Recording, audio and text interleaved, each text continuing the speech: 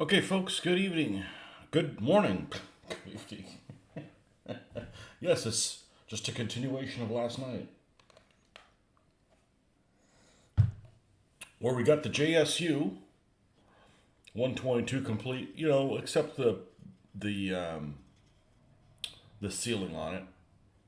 God, it looks so bright in the view there. It's just so much kickback from the light. But anyhow, yeah, we're gonna do the basing on this thing. We got about a 2 hour session right now, and then I'll be back on. I've got to go. I have a hard stop in about 2 hours for, I don't know, a couple hours, and then I'll be back on. That's at least the plan. So we should be online for most of the day today. You guys can help me out accomplish my goals. Hopefully I'm doing some of the same to you guys as well.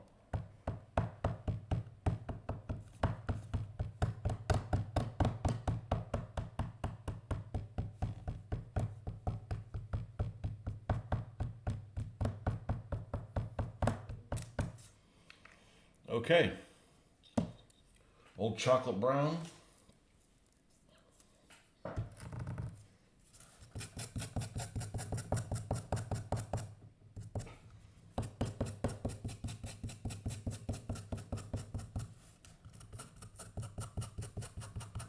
This one's extra hard.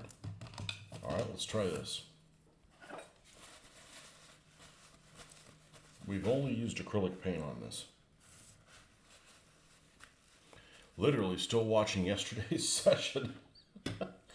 Well, the girls are gone for a couple days. I can't think of anything cheaper and more productive for me to do than to work on hobby stuff. Look at all this stuff this gets out.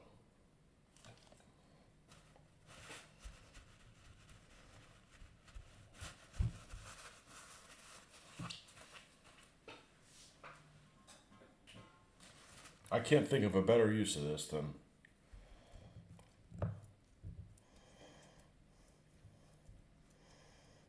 doing this.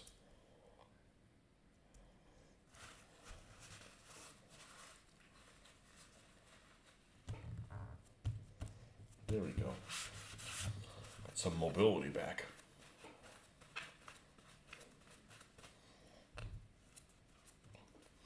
Let's neutralize it by putting it in water.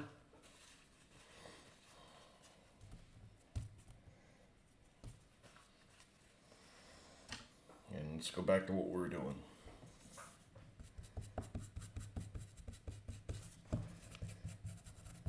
Much better.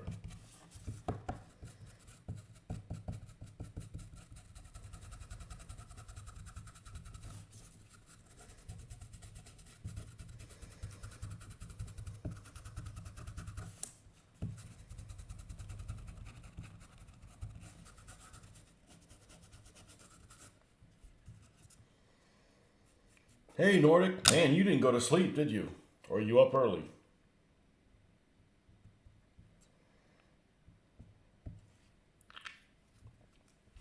Let's get a little bit more of this. Go around the edges.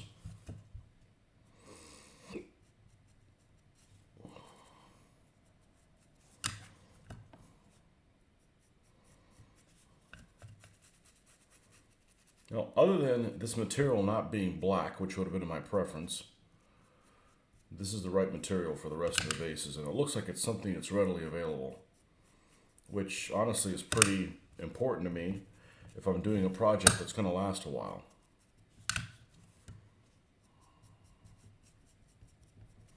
It's going to take a while.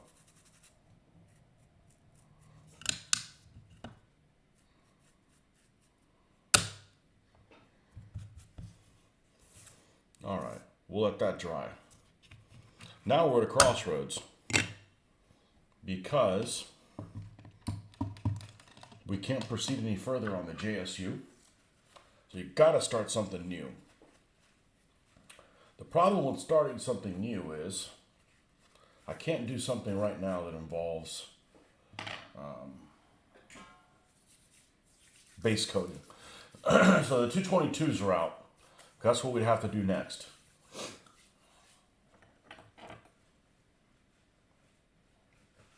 So let's take a look at some options that we can do next. I don't feel like doing figures. I feel like just doing another vehicle. Or another batch of vehicles. And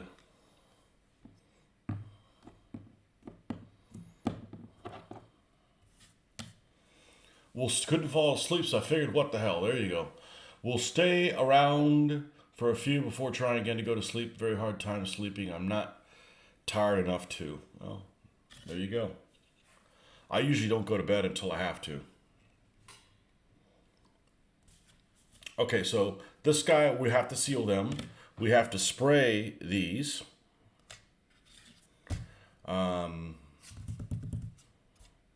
Let's see how this. Let's see how the dull coat is working on this tank crew.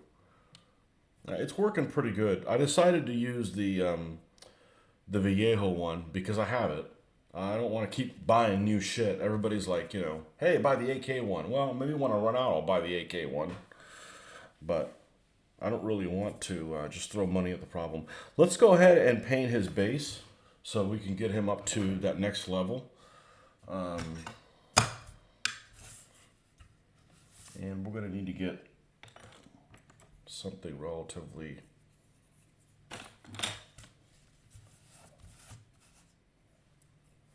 You could finesse in there. Let's get the US Field Drab.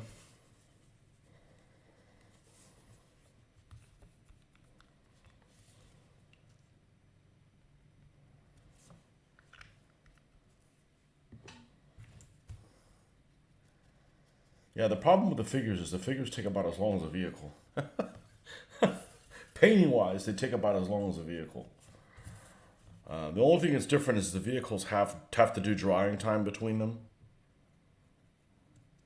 Between pretty much the Agrax Earthshade, I think, is the one thing that slows everything down.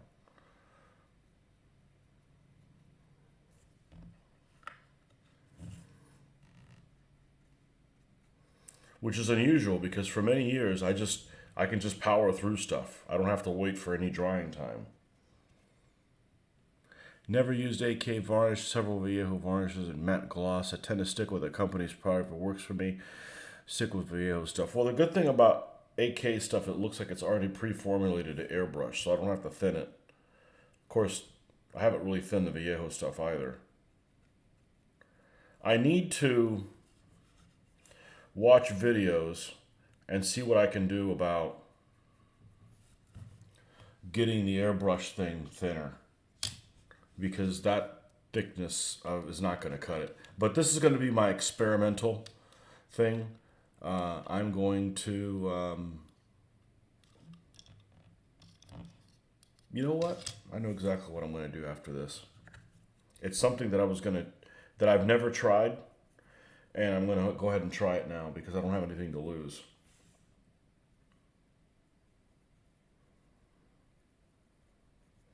Maybe I should do a panther today.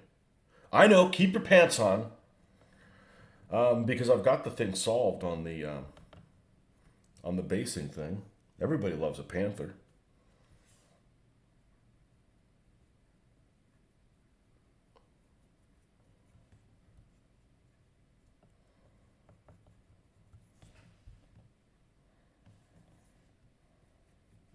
Okay. I know exactly what we're going to do next. We'll be there in a second. Let me just do this.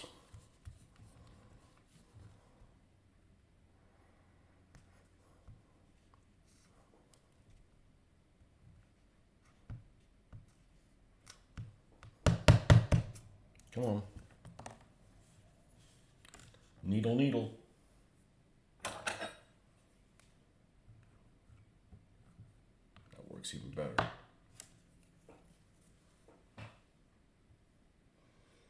I have not thinned the airbrush stuff at all. I just went up on the pressure.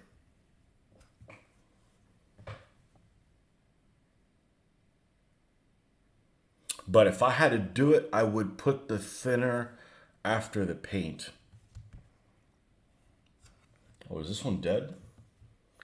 I feel like there's still stuff in there. All right, let's put you in a place where you can be upside down. I don't know if it makes much of a difference.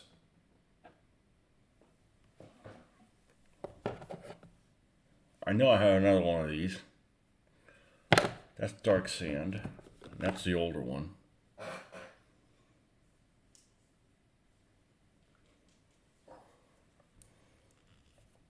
Your alma mater is a panther.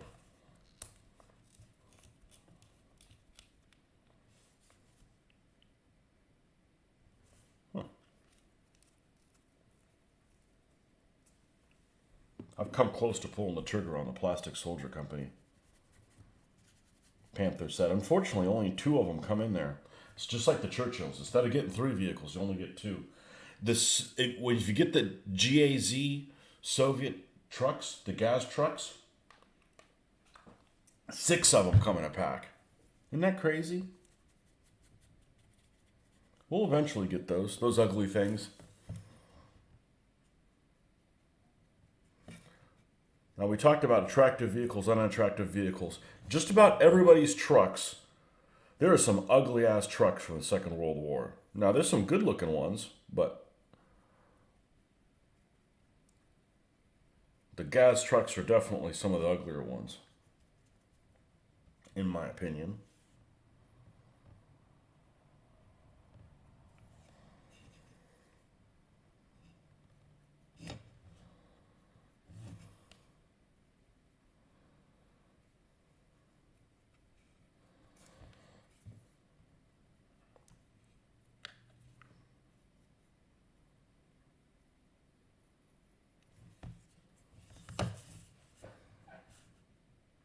Okay, that should work for now. Let's rinse this thing.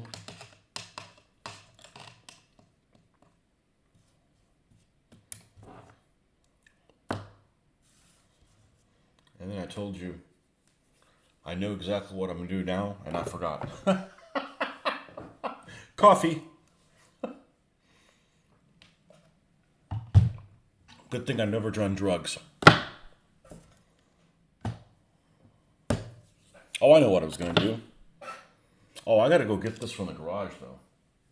We're going to dry brush some of this yellow color back on and just see what we do, because we're going to end up covering some of that up on purpose. I'll be right back. I'm not even going to mute the microphone. I'll be right back.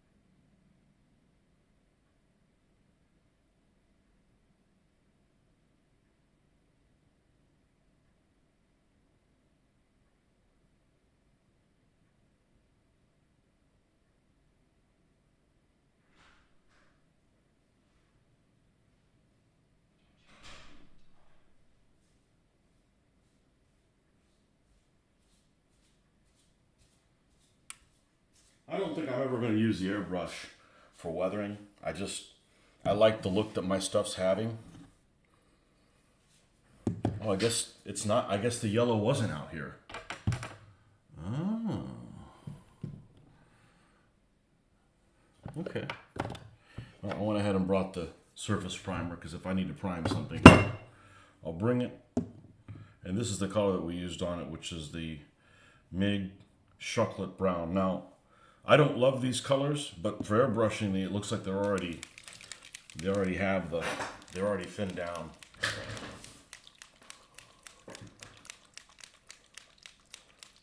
Already walked the dog.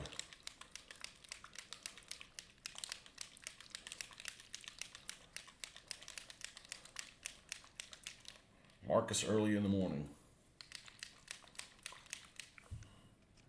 All right, let's get this mustard light color that will end up lightening up. But we're just gonna pretend that we're happy with this color.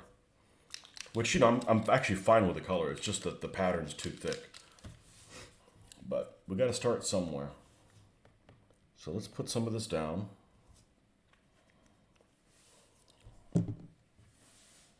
Let's get a finer brush than that. I said a finer brush than that.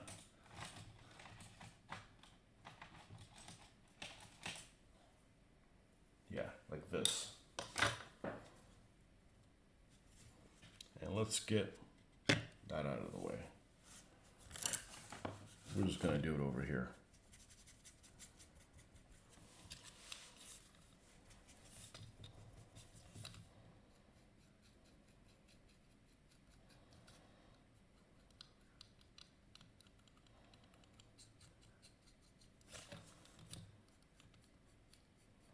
And this is what I planned on doing anyways, after I got the spray the size that I wanted it to.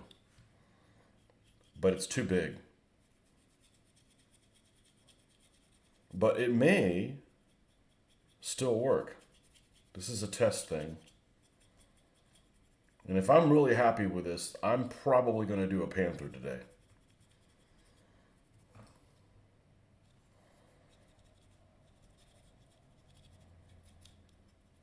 So we still have overspray. We're just... Man, this is going to work.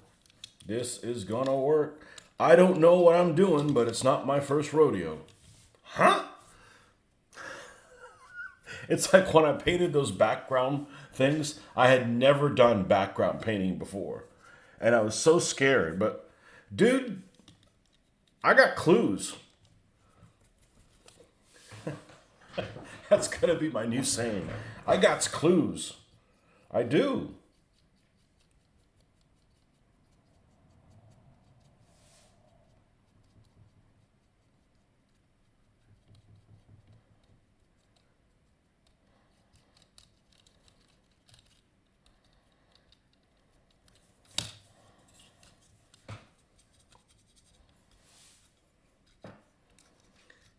I got an old Airfix Panther that I picked up for $1.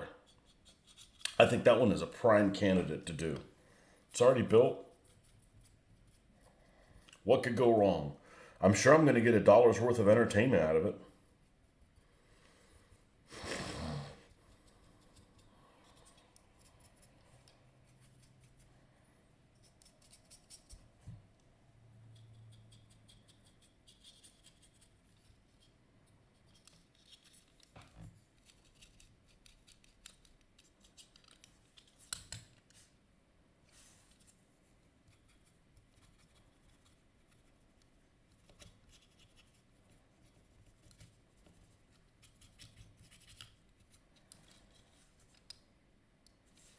Oh no, this is looking pretty good.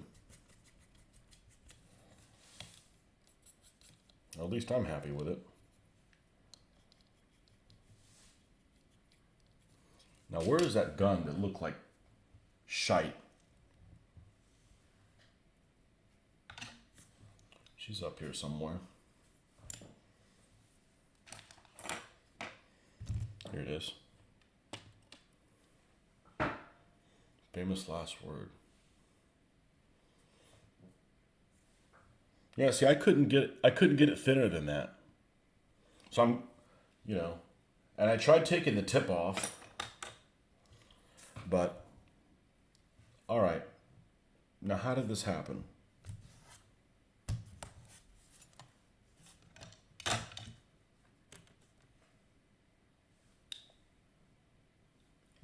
Paint on the glass. How the hell did I get paint on the glass? Oh, because there's life paint here. I'm telling you, if I'm making these kind of messes, you guys are having some freaking disasters. Maybe not you guys, but just people in general. Let's see, where is... There we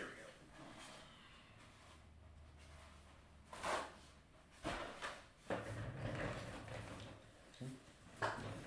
I miss the days when I didn't have to take my vision on and off and on and off and on and off and on and off and on and off and on and off.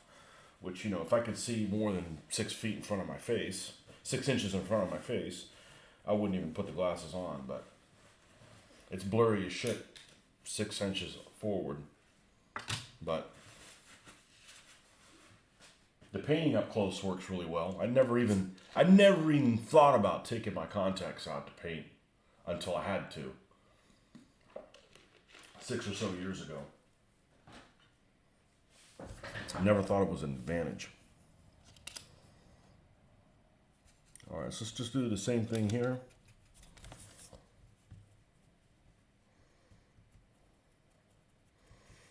We're going to go over ever so lightly.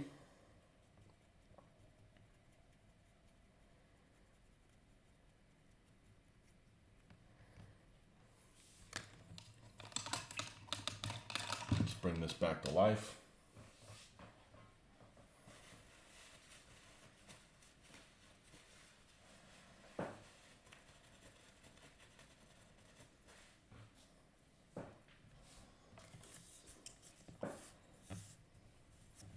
We need one little dot more.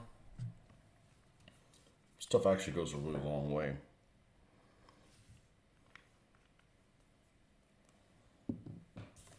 Only thing I'm not really convinced of is the colors they gave me to use for this.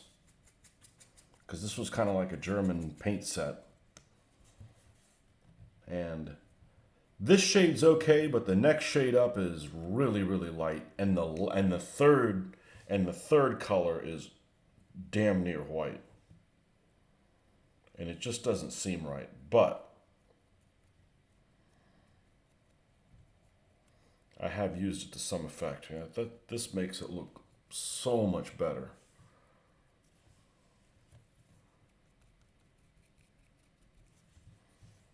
You know, and I can get away with it because we've all seen some paint schemes that look like they were done by Picasso. And I don't mean that in a good way. I'm not a Picasso fan.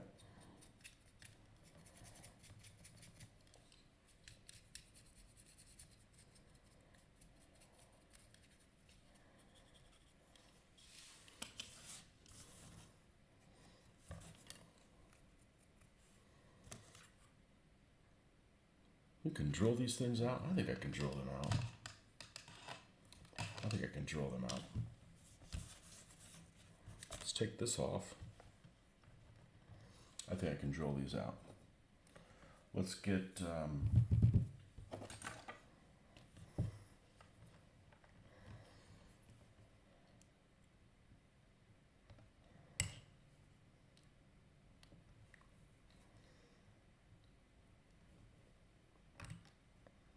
well, if they don't slip on me...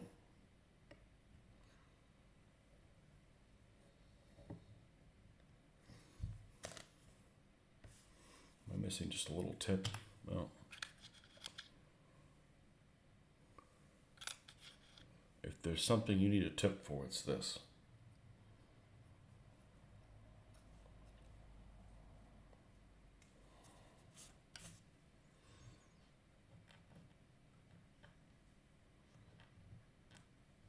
Putin doing a State of the State address.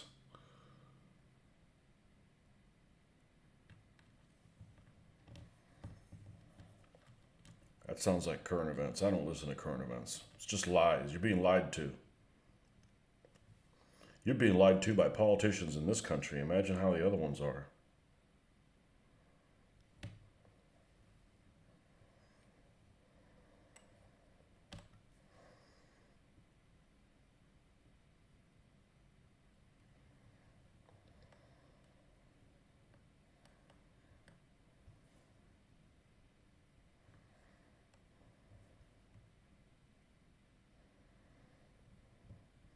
Marcus, have you been to that store? You may have been the one that actually told me about it. In New York, Red Caboose. I think that's what it's called. That has got to be the tightest store I've ever been in my entire life. There was an old World War II bunker at your unit's deployment in Germany. They had painted the camel on it while the concrete was still wet. It was tree branches and individual leaves.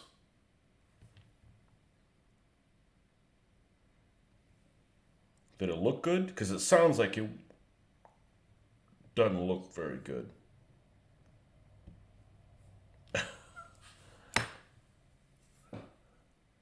Like I said, not every camouflage scheme appeals to everybody.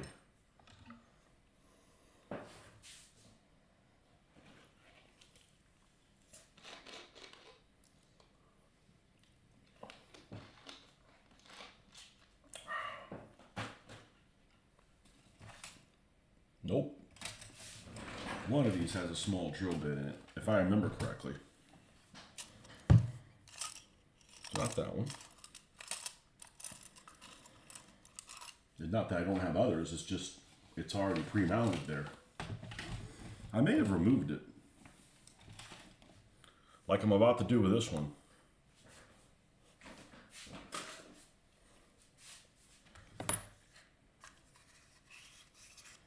You gotta go pretty small here.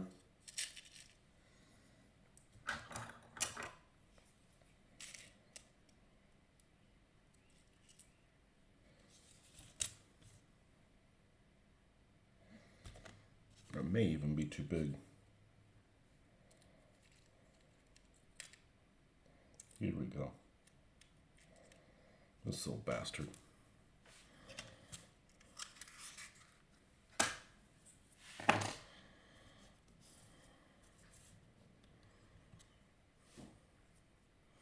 It looked incredible. I'm the one that mentioned it. Yes, it's a mess. They do have some 1/72nd scale plastics. Mostly go there for scenery ideas. I can't be in every camouflage. There you go.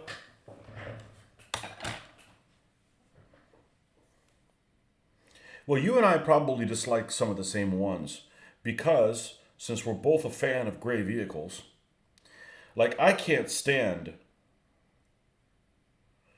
I won't do a Dunkelgelb vehicle in 42. And I know they started using it. I just, there's plenty of the war for them to do it. I don't want to do a primer red vehicle that starts with a primer red, but that's, like really late 45 stuff.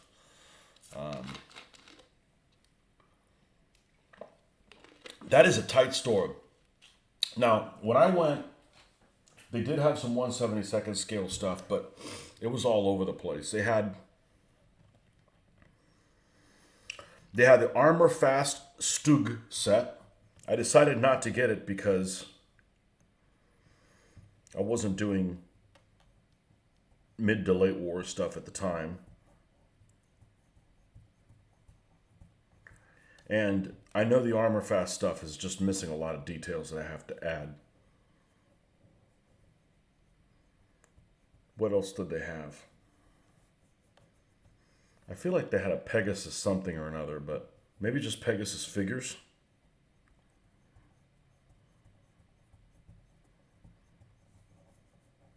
It is pretty cool to just get up and go walk to a hobby store. But, I was relatively close. I was maybe 4 blocks total walking between going over and whatever, because I was over in Times Square.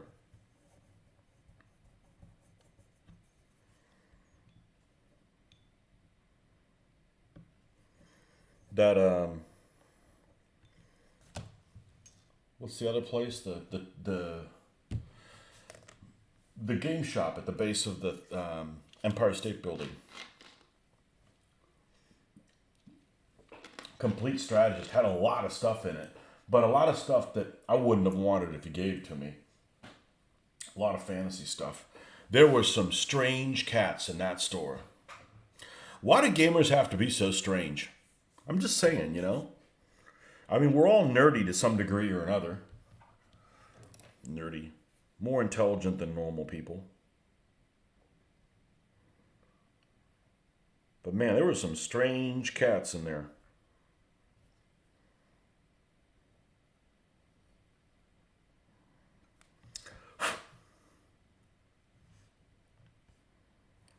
My dad would have liked to see the red caboose. He was always into trains.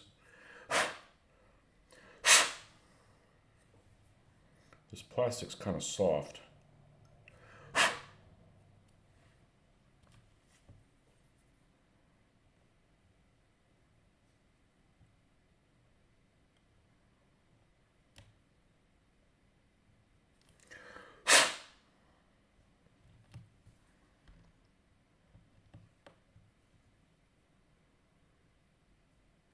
You haven't been to Complete Strategist? Oh, you should go. It's pretty cool. They have quite a few Osprey books there.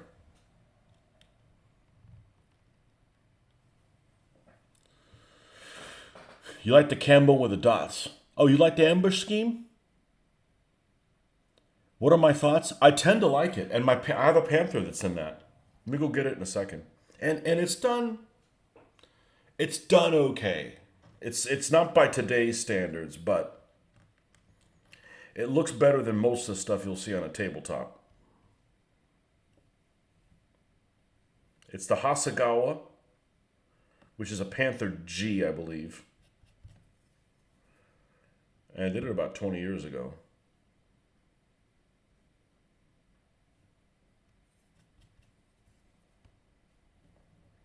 Let me think where she's at right now.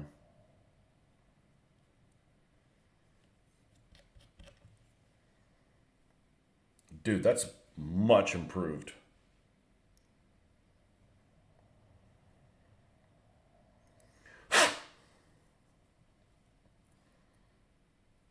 This is just an old Roco mini tanks.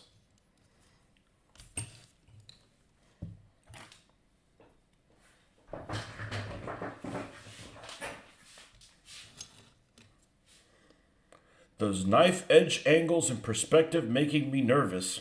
I'm being careful. I don't want to brag, but I don't think I've ever cut myself doing it. That doesn't mean it can't happen. That actually looks pretty freaking decent, even though it has that big, thick camouflage pattern. Let's find that Panther for you, man. I think she's, did I empty this out? Yeah, I emptied that out. Okay, so she's got to be in one of the bins. It has the big cats. I don't have very many big cats. I do not have a king tiger, nor do I need one. I only have one Tiger 1. I'm not a Tiger 1 fan, though. I'm really not.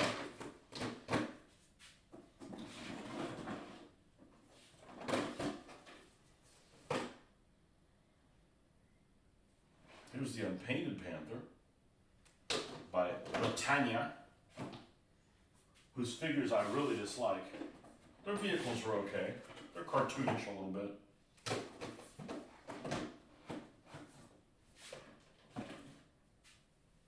It is complete. You mentioned it, so I'm going to show it to you.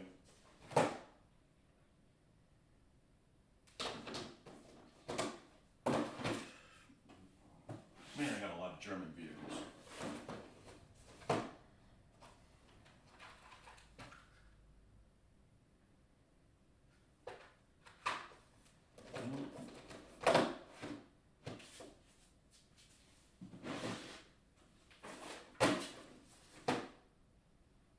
Here she is.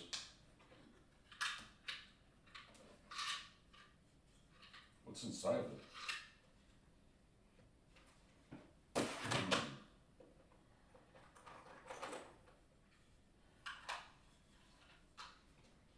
Oh, we got some stuff we could work on today in here.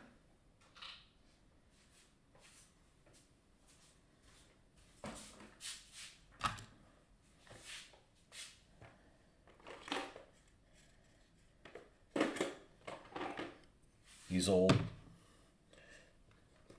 Krupp Protz trucks from Lizard's Grin, a Luke's, Jagdpanzer IV. It's already primed. From Eschi. First thing I'm going to do is I'm going to take this thing off the bottom. We don't do that anymore.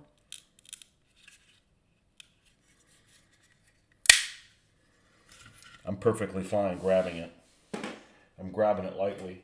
Here's one of those Dragon Armors Elephant that's already came pre-built like this. I'm not going to paint it or anything. And here's this beautiful Tiger by Cromwell. This thing is absolutely gorgeous. Unfortunately, it's 1/76, so it looks a little smaller than other things, but it's beautiful. All right, let's take a look at this Panther.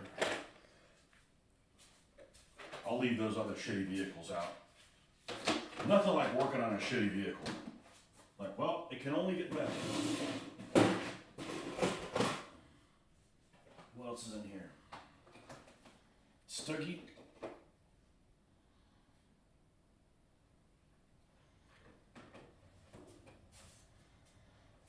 Stuggy probably needs to be worked on soon too.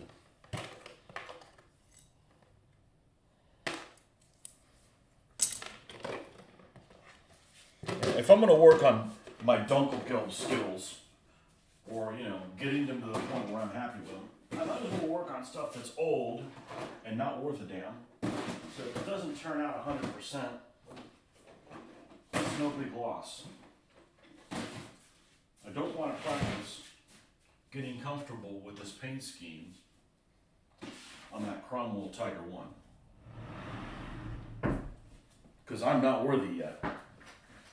Let's take a look at some shit here.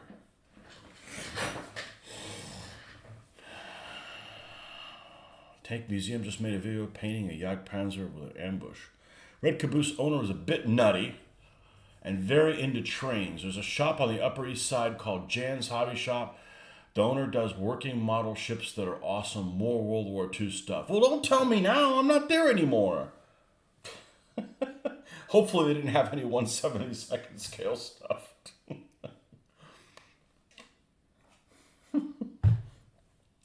You know, I can't impulse buy if I don't walk into a store. So, all right, let's take a look at this. Let's put all these candidates for attention. And we'll put it in these. We'll put it in this DML box.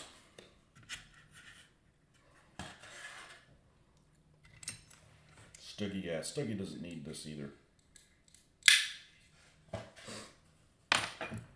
This thing's horrible, quality-wise.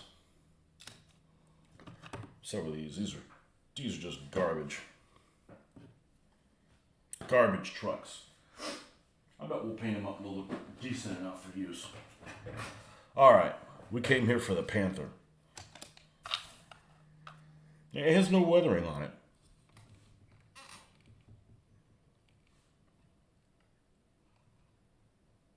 And this was done probably about 1995.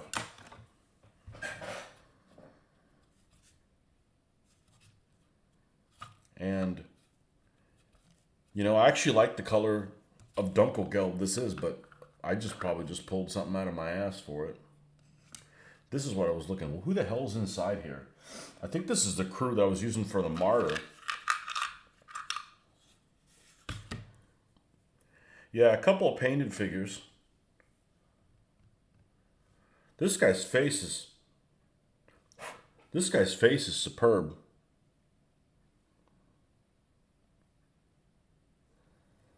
We gotta fix these guys up, put them in the Martyr. The Martyr 3 that I have. That almost looks like an AB figure, but I know he isn't. This is an old Battlefield figure.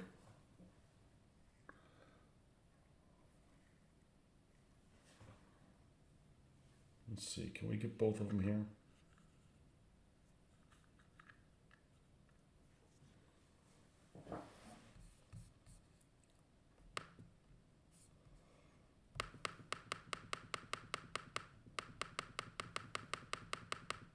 I don't know what it is, but when you zoom in,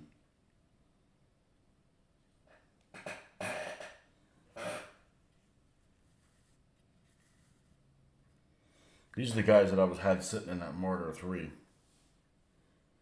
guess at some point I need to fix up that Martyr 3 as well that's painted. But this Panther, I'm going to redo it. I'm not going to strip this paint or anything, but I'm going to redo it. It doesn't look half bad. You know, half of me wants to just weather it, and I think it'd probably look okay. You know, I think I did a good job with the actual, like the dots and stuff. It just doesn't have any weathering on it.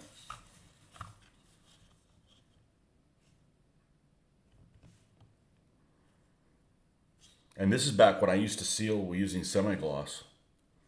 I don't know why. There was no internet. We didn't know any better. It looks okay.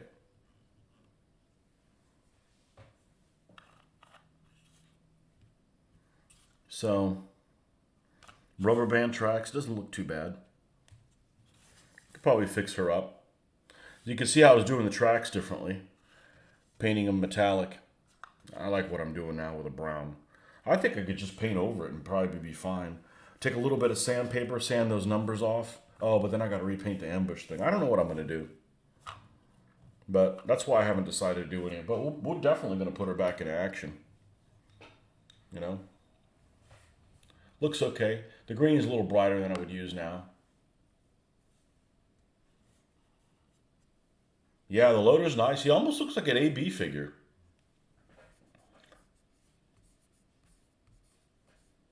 Um,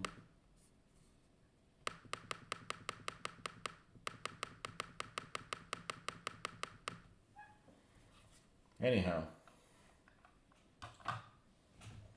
Maybe that should be the first Panther I do. Just refurb it.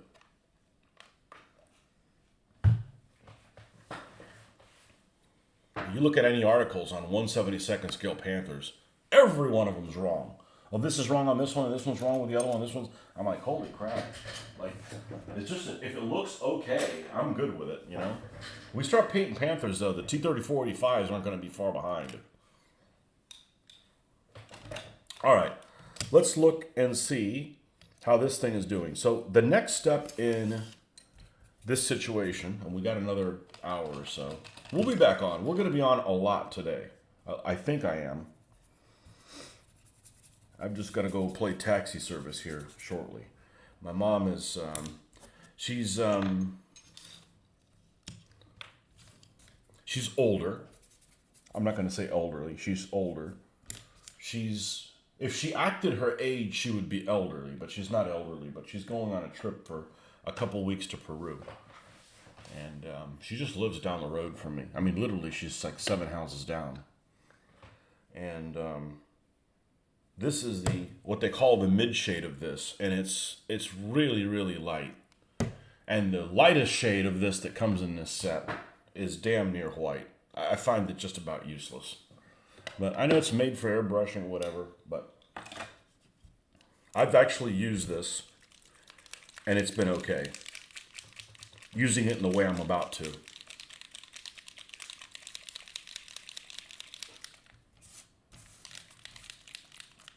So I don't mind their paint.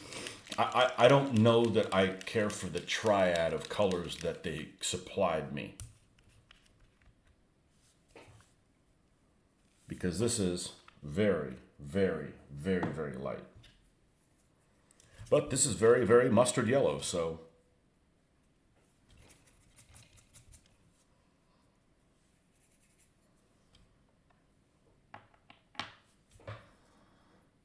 And we are going to pull some buildings out today.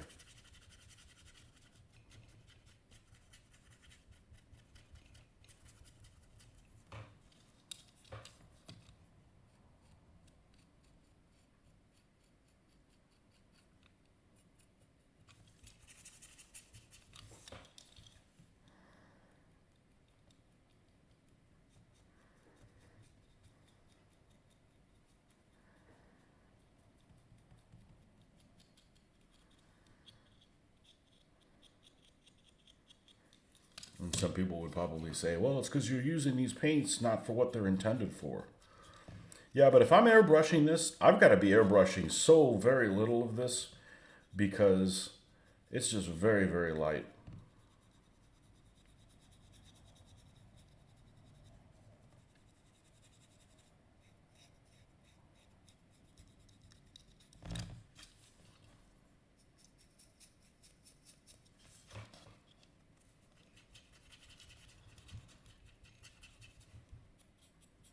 But I don't dislike their paint.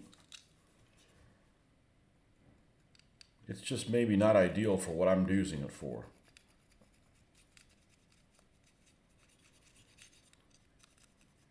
There's lots of people that, if you look at reviews, they rate this paint so much better than Vallejo, and I just don't see it. I haven't had problem with Vallejo paint. There's a couple colors that have been incorrigible. Gonna do any artillery? I don't have any. I got some anti-tank guns, but I don't have any artillery. And because of the ranges in my game, they're really not very useful other than as an objective to knock out.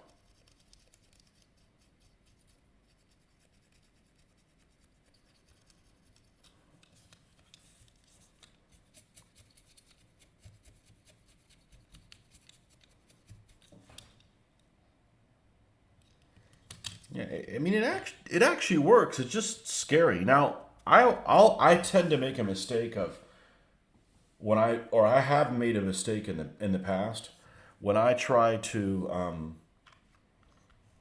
lighten up for a dry brush. I don't make enough of a contrast between colors. There is a huge contrast between these two steps. You know,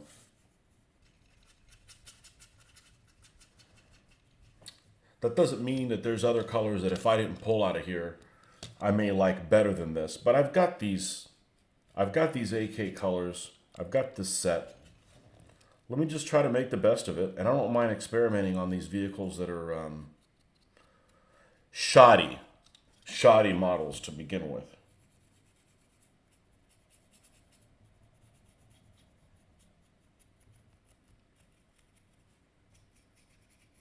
But I think it'll actually work and look pretty decent. Even though this is 1/87th scale, I already had this POS. I've had this thing for 30 years probably. I really have nothing to lose by fixing this up to this level.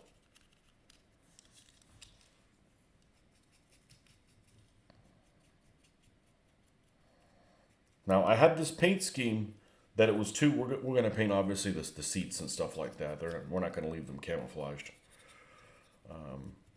Even though I suspect on probably some of them they probably camouflaged afterwards. It just looks wrong. It just looks wrong too. As you guys say across the pond, to my eye.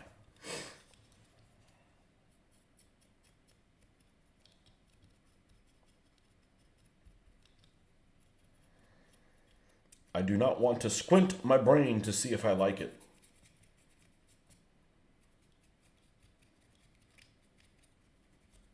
We'll paint some headlights on there too, even though they're not molded on there. I think it looks pretty freaking decent, honestly. Even with the big camouflage spray paint, that's just wider than I would have wanted it to be. The color on it is fine. It's just wider than I would have liked it to be. I kind of tinkered with that by fading it out in certain places.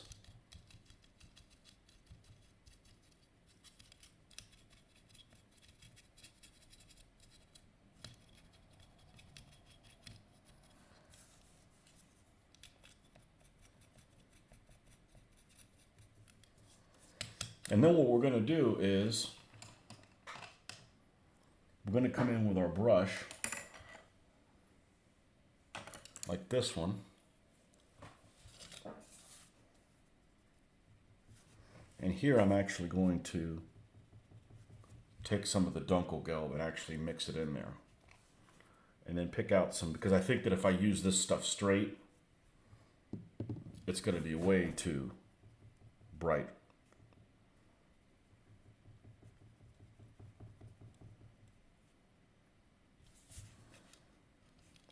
You know, and then pick out some details.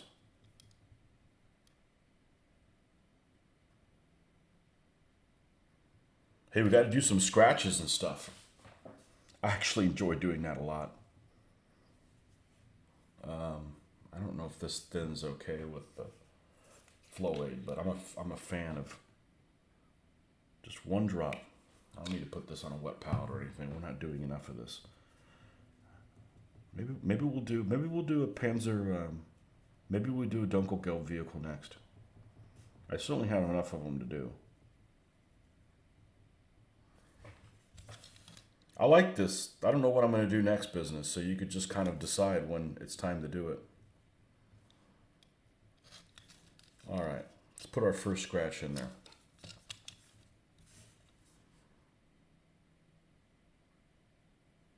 Oh, fuck yeah.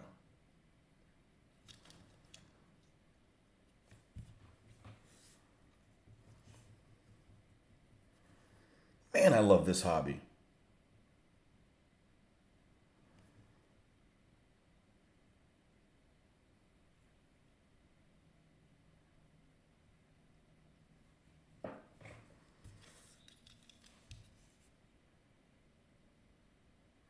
You know, I could have done this camouflage stuff on it with a brush. It's not like I'm ever going to be an expert airbrushed camouflaging person. I don't want to devote the kind of time that's going to take. I'll get better every time I use it, but I don't have any huge high hopes of it. You know, I've already got a almost 40 year head start on not using one. So, it's going to be hard for the airbrush to play catch up. But I like having these little inconsistencies.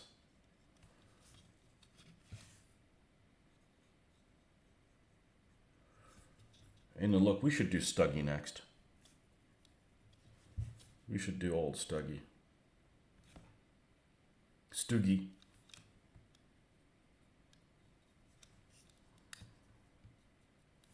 Next thing up is definitely going to be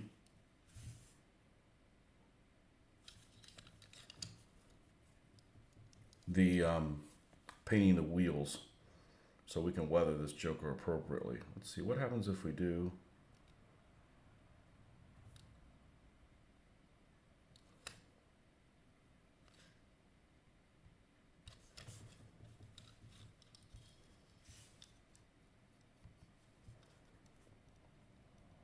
Let's mix more of this.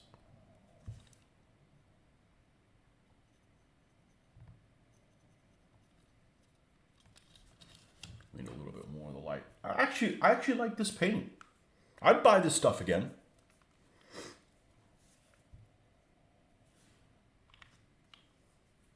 I'd buy this stuff again. There's a place down in Tampa, or a suburb of Tampa, called Oldsmar. And it's a place I actually want to pay a visit to. It's called the Spray Gunner. They sell on Amazon. And their shipping is, in the days of hellacious shipping, their shipping is under $4. Using a Games Workshop Panther and using a GW Panther and World of Tanks right now. I've played World of Tanks quite a bit. Have you tried War Thunder at all? What do you think about the two if you have? I don't know that I have a preference. I think that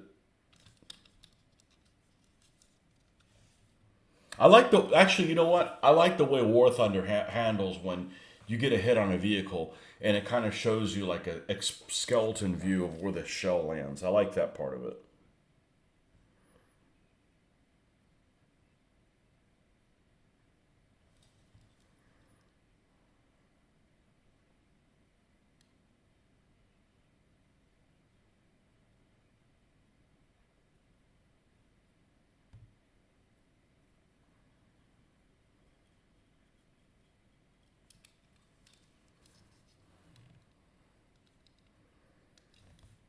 I don't know what GW is. A Granatwerfer?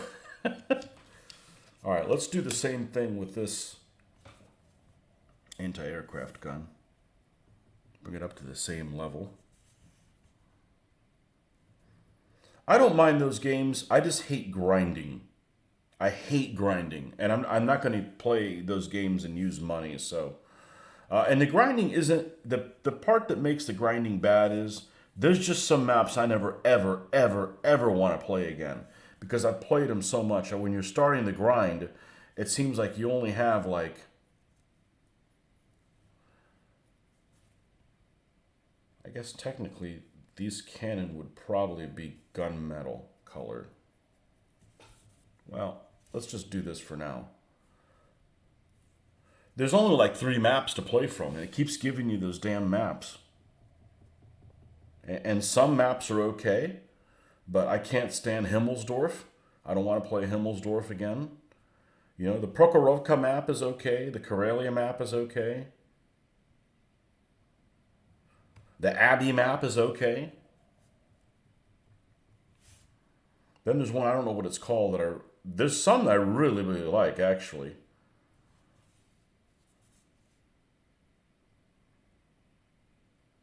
But some I just don't want to play again.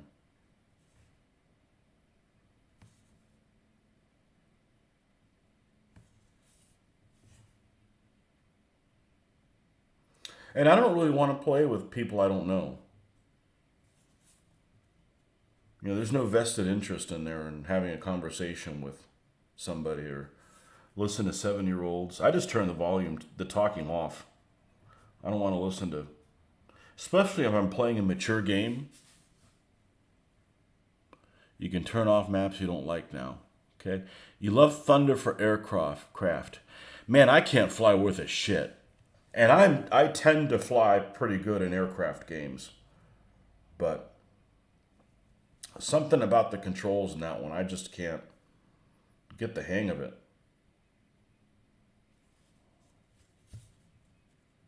Meaning, I don't fly good when I'm by myself. You know, I'm not even talking dogfighting. And it's kind of humbling. I remember way back when Grand Theft Auto 5 came out, I got together with a couple people, and one guy was really good at helicopters, and I was really good at planes. I don't know what it is about planes in that game. It just seemed to be pretty easy for me to do. So, depending on what we were doing, you knew who was driving.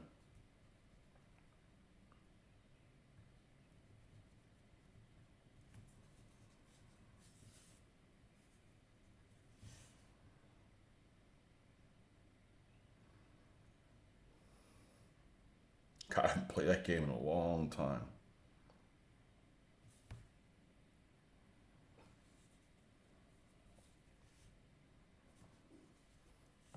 But if I'm playing video games, I'm not doing this.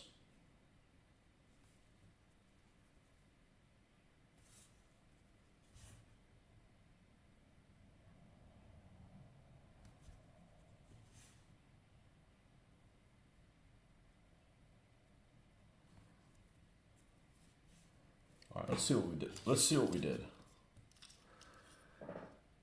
John Blanky, welcome. Welcome back. I think you've been on here before. Your name sounds familiar. Now, we have a minimalist of things painted. Let's take a look at, let's zoom this in so you can see why I'm so excited about it. I get excited about stuff that I'm like, I don't know how this is going to turn out. And then somehow, it looks pretty fucking good. I mean, you know, for being a Roco mini tanks, and we haven't even painted the wheels or weathered it or anything.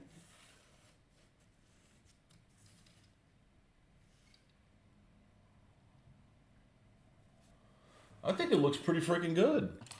And the camouflage scheme being wider than I wanted it to be, because I really kind of wanted to do kind of like some zig stuff on there, zigging and zagging on there, you know, little in all three colors. It works. It's not exactly what I wanted, but it'll work. Yeah. All right, let's take this Joker to the next level. Let's take this Joker next. This is exactly what I need to do today. I need to kick this thing's ass so hard. I'm going to be like, you know what? Let's do some Dunkelgelb vehicles, you know, as a challenge. You know, I prefer the Panzer Gray vehicles, but, you know, you got to mix it up a little bit.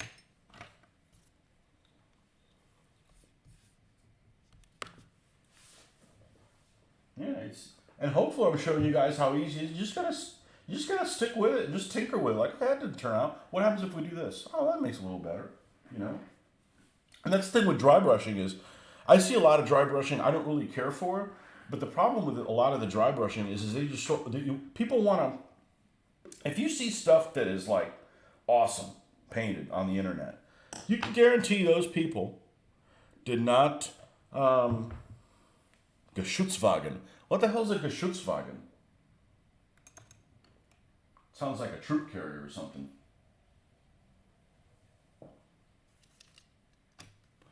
Would you try a game I've just published For WW1 World Air Combat, always above.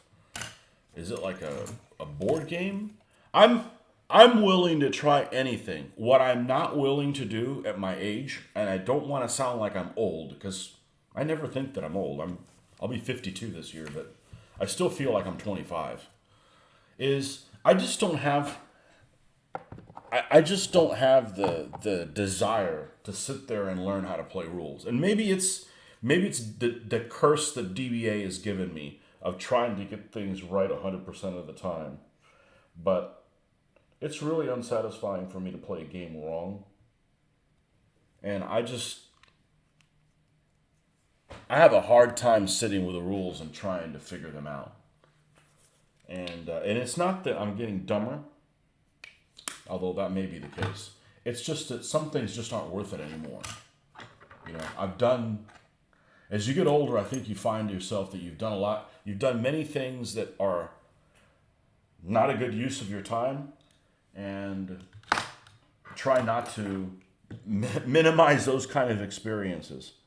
And although I do know of people that sit around and buy rules and never play a game, I'm the opposite. I don't want the rules are just a way to get these toys into action.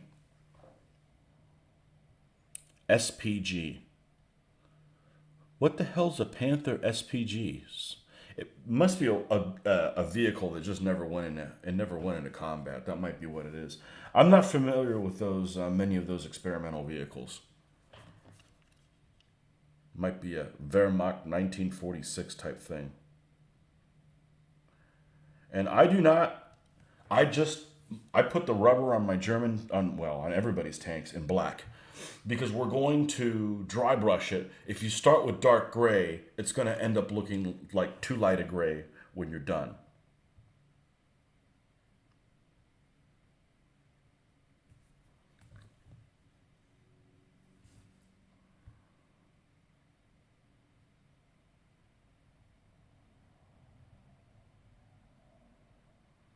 Like I have the whole set of speaking of World War One, War of what the hell is it called? A little airplane game, Wings of War. I brought it over to Mitch's place once. I just don't want to play it. It's not that it's not a good game. It is a good game. It's just that I don't want to be the point man on any more rules. I got to save myself for playing this. I'm definitely going to be the point man on teaching people how to play this. But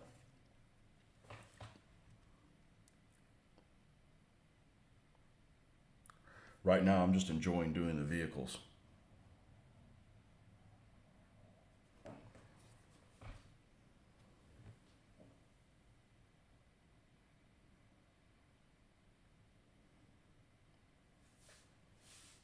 Used to drive around in a World War II. ...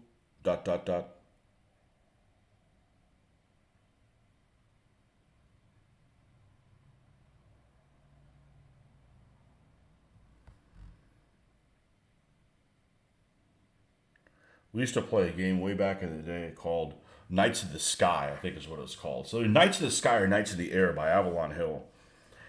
And it looks like on paper that it would be a really complicated game, but I don't think it is, but we may have been playing it wrong.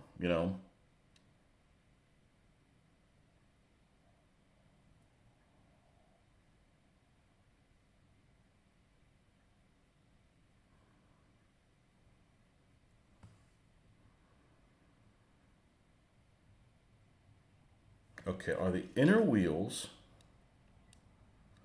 do they have rubber? Because this doesn't look like they do. Shit.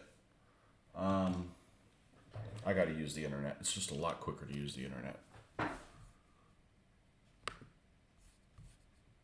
see, this is an SDKFZ7 base. SDKFZ7. I want to say that it's going to have them. Oh, here's a good picture of it. It does. So we will paint them on there.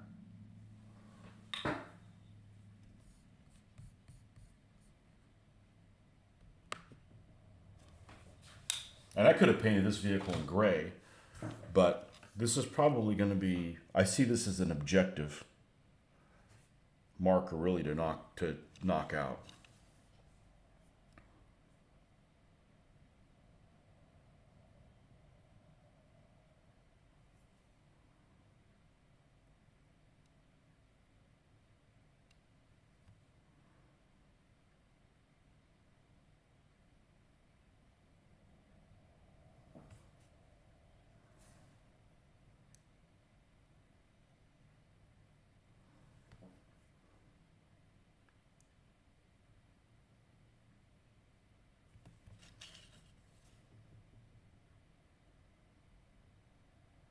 You know, when I started doing the skirmishing in 172nd, there weren't a whole lot of vehicles compared to now.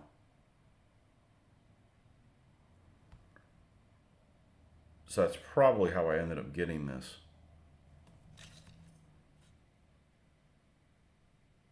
I actually had some Panzer IIIs and Panzer IVs also by Roco mini tanks, but they were too small and lacked detail. Double whammy.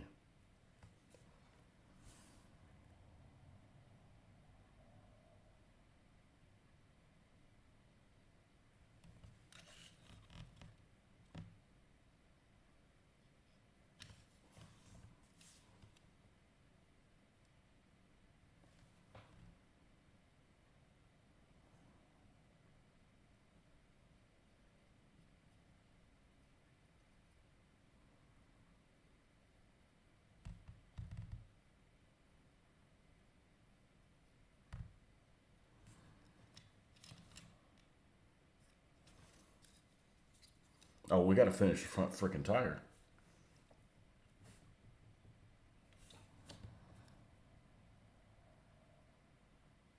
Guess I should have glued it so it wasn't moving, but it's time to do that.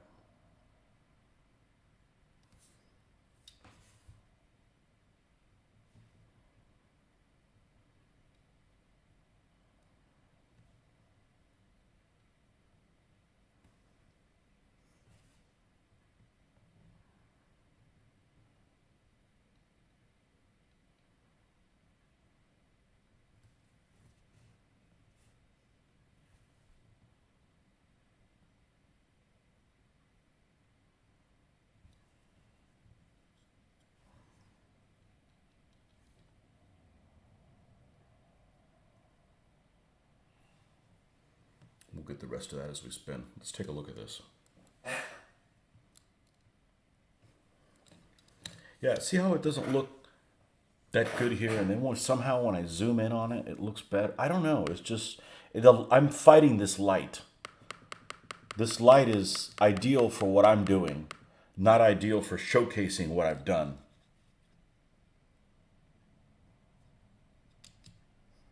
I think this thing's going to look really good when we're done, especially for what it is.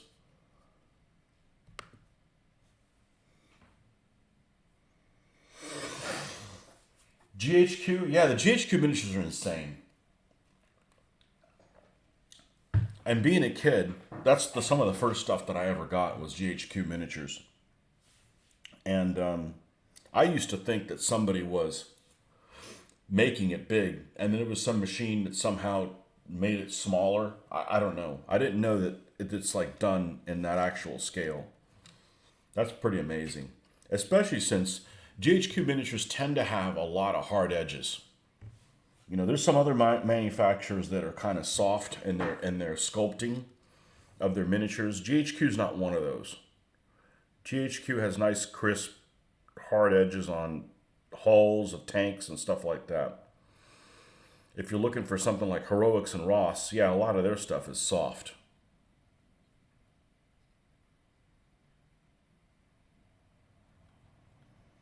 Alberto. No doubt studying today.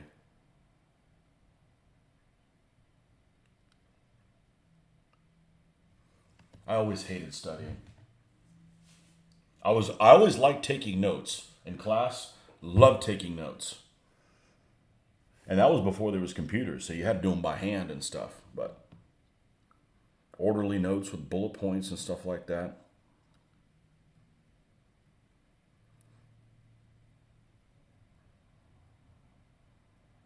I did not like to read a textbook, especially because the teacher usually would just, he'd assign textbooks and then you just never fucking use them. You know, you'd like buy a textbook and who knows how much they were, maybe $100 or whatever. And then, you know, it was almost like it was a requirement. If you teach a class, you got to recommend this textbook and having people do it. And then the teacher wouldn't even use it.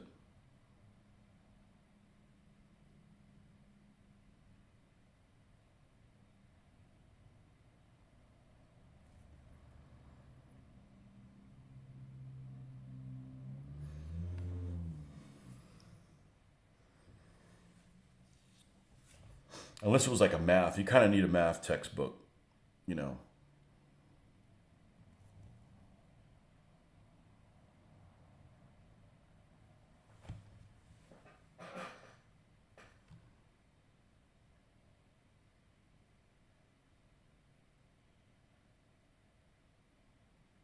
My daughter's really good at math and I'm not. And it's not that I'm bad at math, I'm just really bad at abstract things. I don't. Algebra 2, go to hell. And I'm not one of those people, algebra's stupid. Algebra's not stupid. You use algebra every day whether you realize it. You solve for X. So many things that you do in real life. The thought process, you know, of algebra you use every freaking day, you know, unless you work, you know, you breaking up rocks at a rock mine, okay? You're using that all the time. But algebra 2 is a mind. It's the other part of the brain I don't use.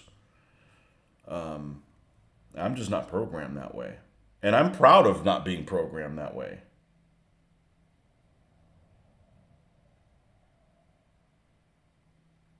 Well, I can't be good at everything.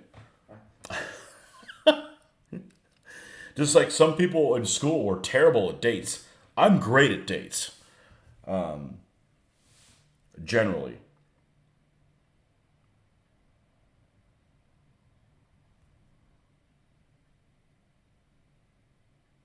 Especially if it's something I'm interested in. I just can't think abstractly like that.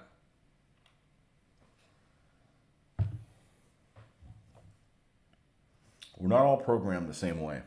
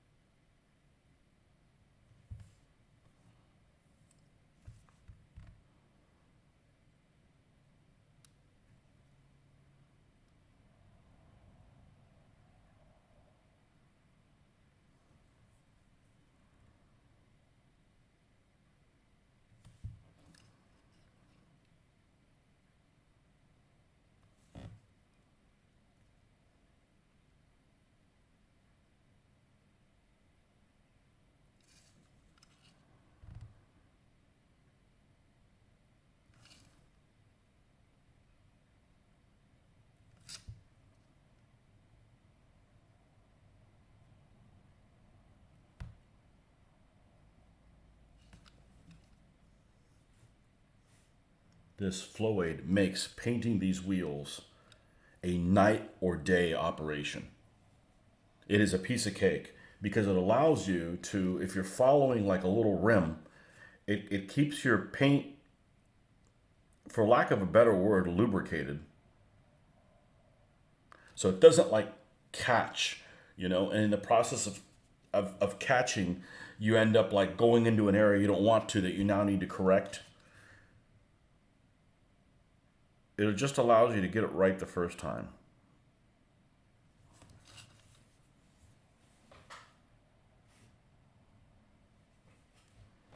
It almost gets it to behave like thin down enamel paint. You know, that's really easy to manipulate. It's just, you know, has those enamel properties that I'm not a fan of. Difficult to clean up, etc. Smell.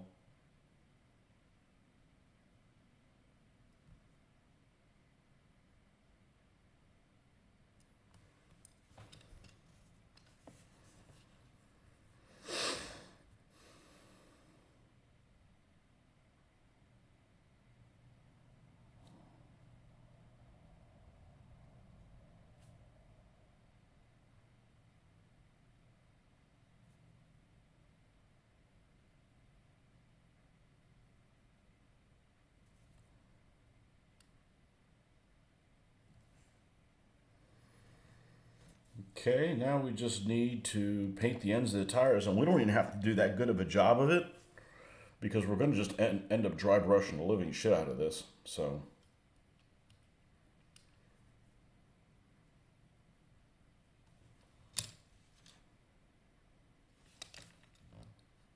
now let me do one other thing. I think I'm going to. I do not like to paint the barrels of the autocannons on like Panzer IIs in gunmetal, but I think this vehicle is going to look better with it painted in. Let me take a look. Here's a 37 that does not have it, that has it painted the same color as the body. I bet I'm going to find every example of this Figure-atively painted in gunmetal.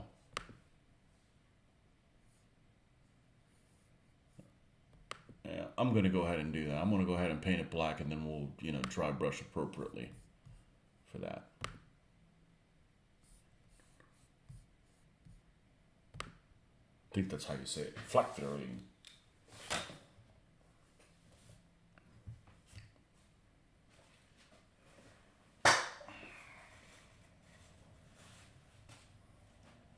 It's not my responsibility to know how to pronounce German words. It's not my people.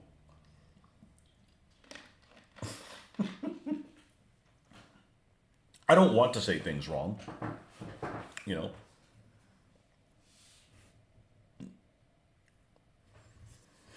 All right, let's pull this guy off. Let's clip him back on something to grab. How are we doing on time? Yeah, we easily got another half hour. I got to cut off for a couple hours, then I'll be back on. So if you want to do some hobbying with me, with somebody going off on a tangent and just doing a monologue, there'll be plenty of opportunity to do that today. I think.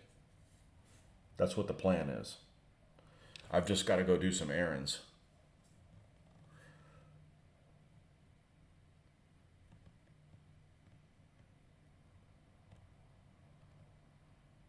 I don't know, Kevin. I don't know if they did a lot. I know that if I'm infantry, I wouldn't want to encounter this.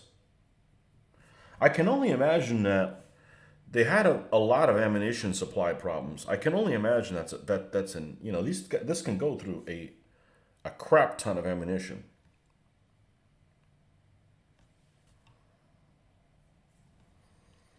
I think I need to do something right this moment before it's too late. And it may be too late. And if it is, it's not a big deal. I don't remember if I glued this in or not. So I'm going to pretend that I didn't, because pulling these out is going to make them a lot easier to paint them. I'll just be quicker about it. It's not like I can't paint them glue in there. It's just there's a lot of nooks and crannies. Let's see if we can rotate this up. Actually, just even rotating it up would work. Yeah, we won't take it out. Let's just rotate it up. That'll work.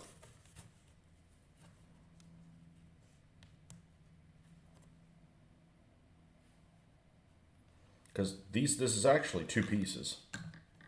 And I believe you can wiggle them out.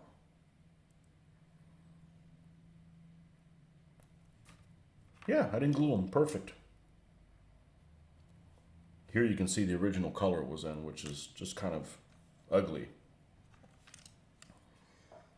That's going to speed up the process a hell of a lot faster. No point in taking longer on something that doesn't need to.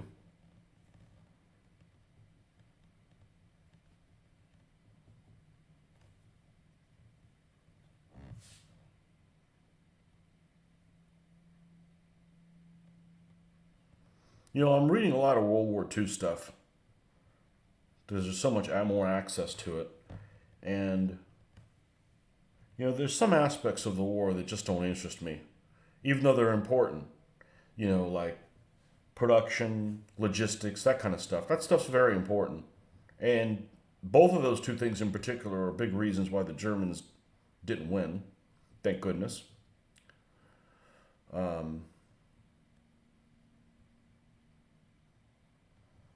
But there's this idea that anything German is precise, and that anything German is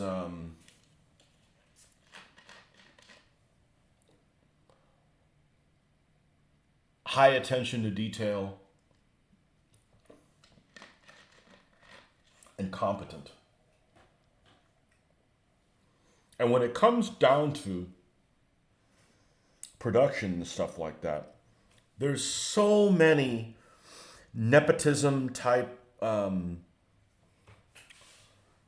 good old boy type of issues that the Third Reich had to deal with, that they were really not competent at a lot of things.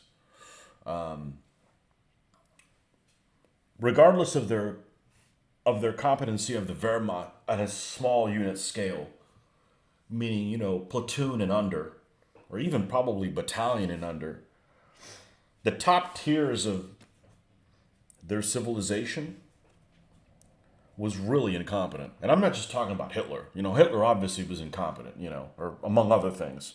I'm just talking about everybody in the middle, you know? So on a small unit tactics, and it was because they had the freedom of movement, the training, the freedom of thinking on the spot experience. If you're looking at a tactical scale, the German squad's fucking awesome. And they were really, really, really, really talented people, especially early in the war, that they could just, they'd survive and they'd learn from experience and stuff like that. But the people that would supply them with munitions and stuff like that, they weren't. It was a problem getting them supplied and spare parts and all kinds of stuff. Tick goes into the logistics bit a lot. I like his videos. He's incredible. And I think he's incredibly well balanced. Now I'm a person that, growing up when I did, I had preconceptions of how things are, and I'm willing to learn. And maybe, the stuff that we learned when we were kids, we wanted to learn about World War II. So much of it is based on the memoirs of the German generals, which are flawed for many reasons. First of all, they're self-serving. And they're only, even though they're high rank, they're only seeing their own piece of the pie, and a lot of them are just bad guys,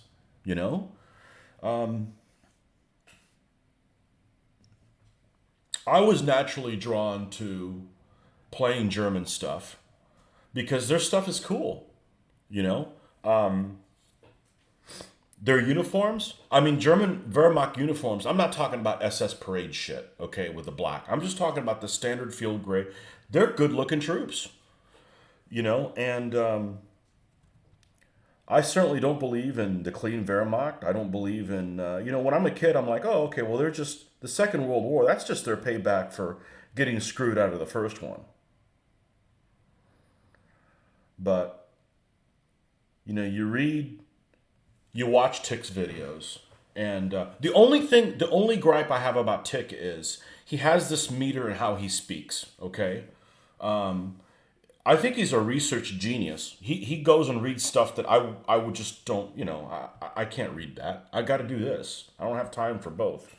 But he has this meter where he ends his sentence a certain way, and every sentence gets ended that same certain way. So he almost like, he has, I don't necessarily have a problem with it, but it's almost like if you're going to write a book in all caps. I look at something all caps, and I'm not like, oh, you're screaming at me. What I'm looking at it is, all right, you've already emphasized everything, so it's difficult to draw attention to a certain part of something in a sentence if it's all emphasized equally. I don't know if that makes sense. I don't mind it. I just wish he didn't do it because I think he could get his point across a little bit better. I look at it, I'm like, this is probably turning some people off. There's a book, an excellent book on Audible called The Plantagenets by Dan Jones. But the guy who narrates it is runs it into the freaking ground.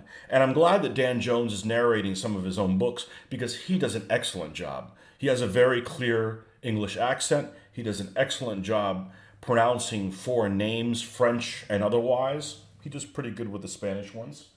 But that's my only gripe with Tick. I don't think that he has a political opinion that he's trying to push. He's a reformed leftist. He admits it. But, I don't care how people think about something. Just tell me the facts as you know and let people just decide. I really like his videos a lot. And, but he gets a lot of hate mail because a lot of people want, he has that one video, I think that's called, Was Hitler a Socialist? And man, the hate mail he gets on the comments are just out of control. I'm like, oh, just look at it, just look at it objectively. I think he does a pretty good job of looking things objectively. So I was drawn by the idea of Kampfgruppe with different units thrown together to accomplish a task. Absolutely. But they were assholes, and it's a good thing they didn't win, and but when I was a kid, I was always drawn to the Russian front because it's like, which bad ideology? And I'll admit, as a kid, I was pro-German. I was hoping the Germans would have won because I hate communists. But just imagine if the Germans win in Russia, what that means, what the world turns into. It is not a good place. We know what happened with the Soviets winning, and we survived. I don't think that that's a good I don't think that's a good solution.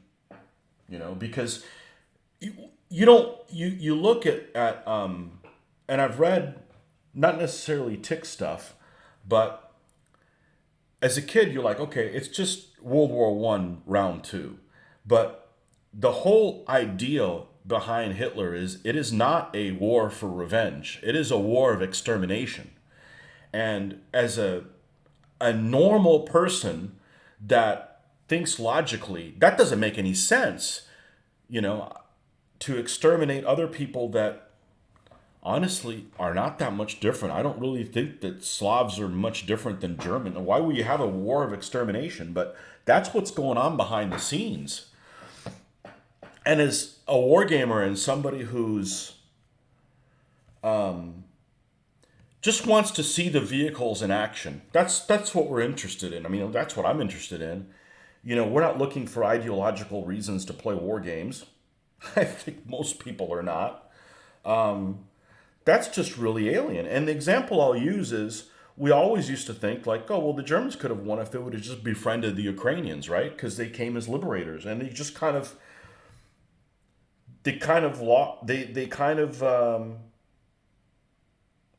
lost sight of that. But if you read the other stuff that I've read, it's like the Germans wouldn't have done that because that wasn't their whole reason. The whole reason for them going to Russia was to exterminate every one of the damn Russians, which is illogical from a standpoint. But that was the whole thing. So, I don't know. And that's just kind of one of the things that I've kind of quote unquote learned in the last 20 years that I really didn't put much thought into because that's not really my focus. My focus is millimeters of armor and how the weapon systems interact with each other and that kind of stuff. So I enjoy learning, and I enjoy, maybe things aren't exactly this way that I thought that they were, So it's interesting. But there are a lot of people in the world that are like, they want their own opinion reinforced. And that's that, They don't want to see logic, Their side's always right. And that's that. And the other side's always bad. And,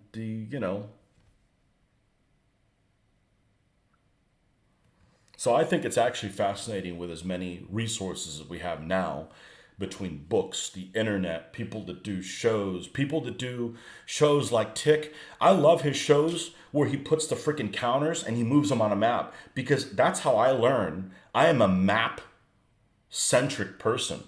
when I'm reading my histories, I would always have like a freaking atlas. Okay, and then they pushed on this town. All right, where's that town on the map? So I could visualize, you know, where there were advances and when there where there were retreats. So you take somebody like Baz Battles, Kings and Generals, Tix videos, and they all use these counters and they move them around where they go. That really helps my understanding of how all that works. You know, and the internet has a lot of bad stuff in there because it really promotes people not listening to each other. But this one guy who's in our local game group, we went to the last convention, and he's like, I sat down to him and said, he goes, we can talk about he says, we can talk about anything except politics and religion. And I proved him wrong. We talked about both. The thing is that you can't deal with people that are on a crusade. And it doesn't matter what the crusade is. The crusade could be a religious crusade. It could be a political crusade. It could be someone who is just adamant about the Normans using ponies and not large horses. You know, when you put your blinders on and you can't think outside the box, whatever it is, not whatever it is, because, you know, child molesting doesn't fly. Okay, but you know what I'm saying. We can all learn from each other. There's my kumbaya moment. But it's true, you know? As I've gotten older, I'm like, we're being manipulated by people that want to make us all hate each other, you know? I haven't seen the Corlan one because it's not a period that I'm interested in. But I'll tell you what, I start paying enough 234.85s, and I probably will. The Crusader one's incredible. And I love Crusader. The Crusader, and I haven't finished it. I'm probably 95% of the way through the Crusader one. But I love Crusader. I don't love Crusader because, you know, combat's hell. You know what I mean. In Mein Kampf, Hitler's plan was to retake Russia was grow food for his growing empire. Yeah, I've never read Mein Kampf, and I don't want to. I don't want to understand him. He doesn't make any sense. The only book that I've read that has Hitler in it is that one that I have around here somewhere that somebody gave me. My brother-in-law gave it to me, and it was called, it's an excellent book, called The Berkut. And it is a historical fiction where Hitler escapes the bunker, and it's a great book. I recommend it. By Joseph. I'd show you the cover, but it's got a crooked spider on it. I don't want to go there. Joseph Hayward. I recommend it, and I don't really read things that aren't historical. And I'd say I'd make a good movie, but you know how it would happen. They would just screw up the movie completely. But that's an actually interesting plot. So, I like how they did that. Yeah, I don't want to read Karl Marx. I don't want to read Hitler or Stalin or none of that shit. I don't want to understand them. That's not the part of that I'm interested in. I can't be into everything. I guess what I'm saying is just keep an open mind. You know? I've listened to political stuff for people that I disagree with. And, you know, I may not agree with 95% of what they say, but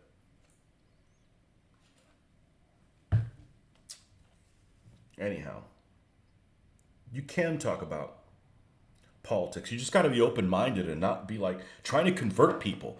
Just let people be, you know?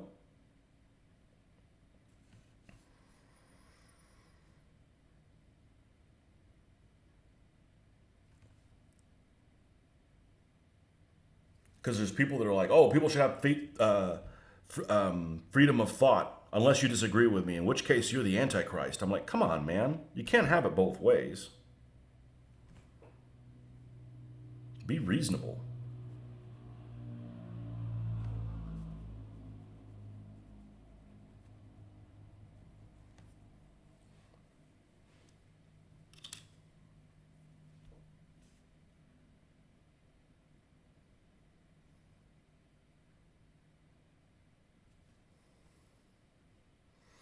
Okay, well, that wasn't too difficult to do in here.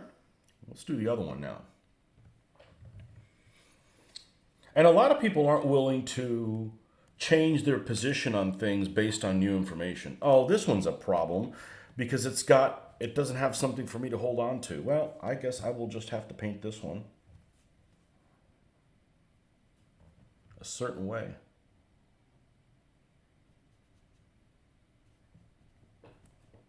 Rommel said he learned tank warfare by reading Patton.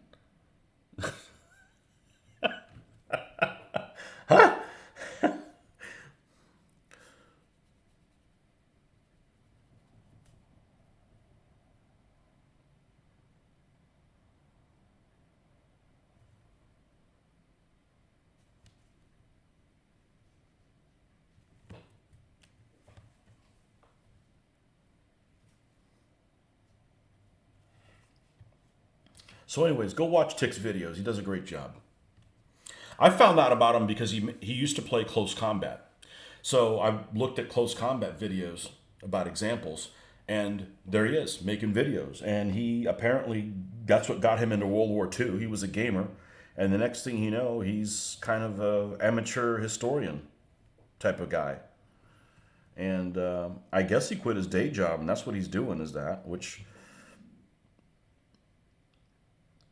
I'm thinking that's one of the benefits of having a system where the government takes care of your medical. Like I can't do that. Like let's say I just let's say here in the U.S. Let's say I'm going to quit my job and I'm going to paint. Okay, how do I have medical insurance? I can't. I got to buy it on my own and it's not affordable. But if society supplies that for you and a pension, I'm just thinking that that might be the way forward. Not that I'm going to be living in another country. I'm just thinking like, dude, how can you? The bills just don't make any sense. But good for him. I'm not jealous of him. I mean, he just a great product. You know, I think he does that for a living. But he had some kind of managerial job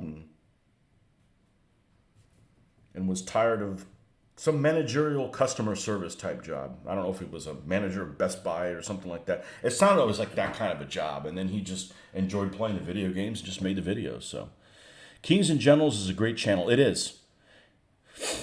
I haven't seen their Pacifics here. Jacques Slabert. I'm taking it you're French. I hope I said your surname correctly. I don't want to mispronounce people's names. I have a surname that is not. People in this country cannot say it properly, so I've modified how I say it to fit them. But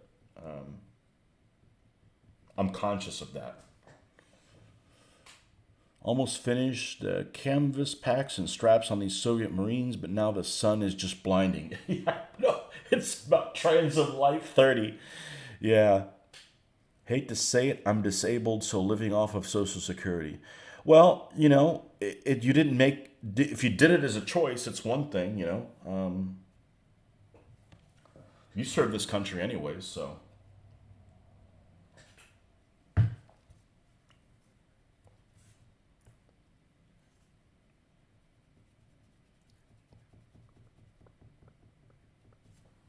You're retirement age anyways, aren't you? You're in your 60s. You did your time. It's not like you've never worked in your life.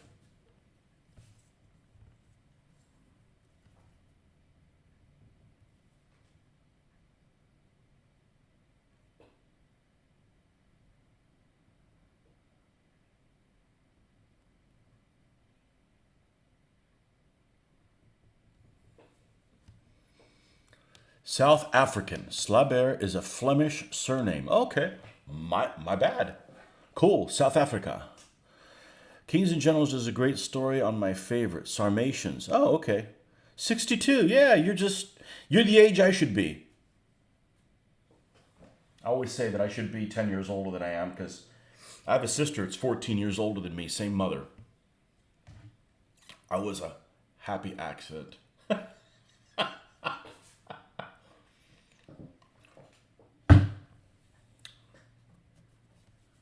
So I had an older dad, so You know, I had a dad that was old enough to be in World War II. He just was born in the wrong country.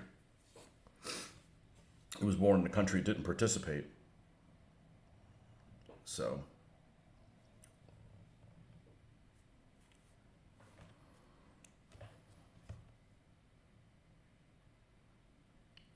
I look at things a little differently. You know, you're affected by your how you're raised for sure.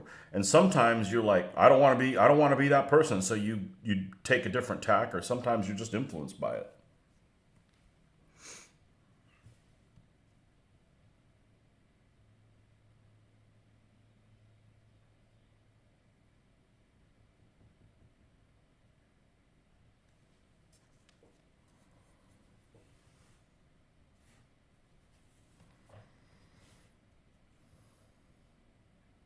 See if we get in here and do this. And see, this is what I'm used to doing. I'm used to doing acrylic paint that I can just it dries immediately and I can just keep going. Like, okay, we're gonna do some dry brushing on there. We're gonna do some highlighting on it. Not like wait for it to dry with the Agrax Earthshade. That's I'm new at that. It's just weird to not be able to just power through and work on one thing, because that's my preference, is to work on one project and stay on that one until it's complete. Because otherwise, it's too much of like the nonsense we got to do at work. Like, you can't finish things. You have a bunch of things unfinished, and that's where something falls through the cracks. Happens everywhere. I'm just saying that it's not very satisfying.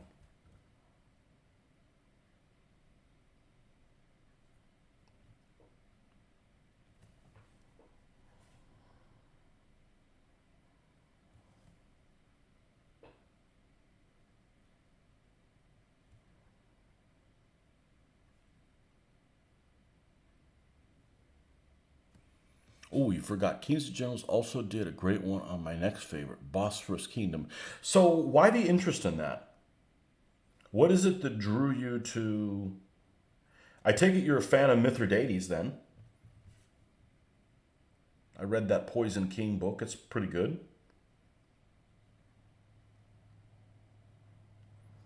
What about the Sarmatians? You find fascinating?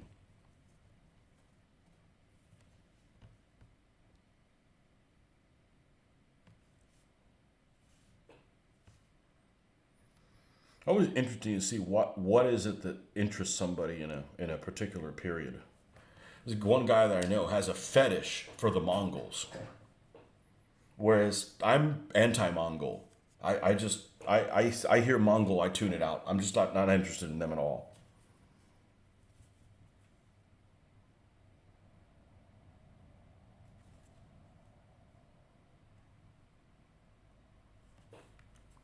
Okay, we've done that. How are we doing on time? We got enough time to highlight these guns? I think I do. I think I do. We're gonna go kind of light on the highlighting. Not sure, just kind of grew on you. Okay.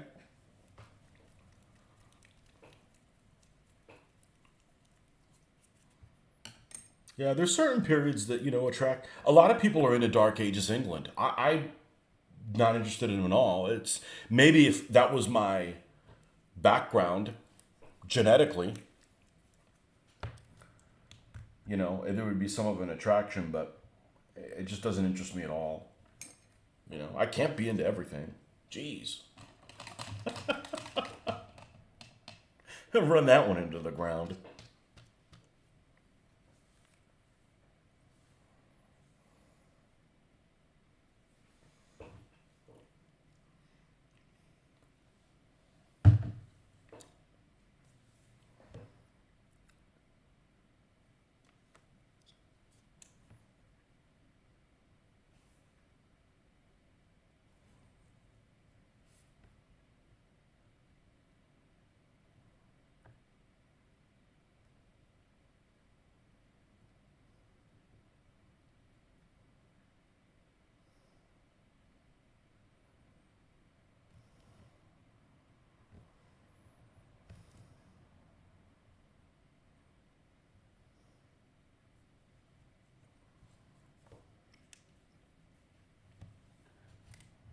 But that's good. That makes you unique, Kevin. Most people don't even know anything about the Sarmatians. Or the Bosporans, even less. I didn't know anything about the Bosporans until I played DBA. Didn't even know, like, who? They're what? Where? I mean, I knew where. I mean, I know geography.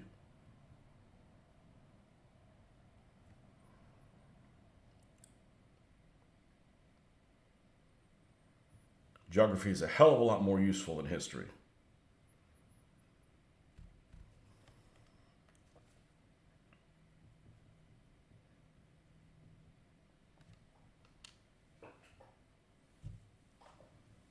Just a big fan of history, especially war. Mom always said I should have been a history teacher. Do you like to write papers? My dad wouldn't let me do it. He says, you're not going to teach history. He was right. I don't, and I hate writing papers. I hate writing papers. I love learning stuff. It has nothing to do with that. It's just I just get writer's block. Like, why am I going to write about something people already know about? You know, it's not me. I'm not a writer. I'm a painter. Damn it.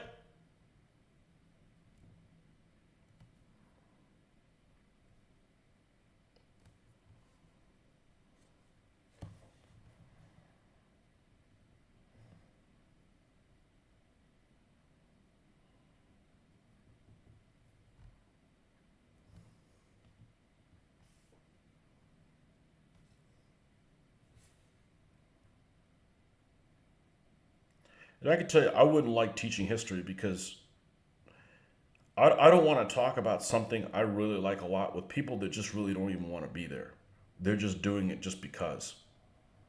And yeah, that might not be everyone, but a lot of folks just end up taking history because they have to. I took it for electives. All my electives in college were history.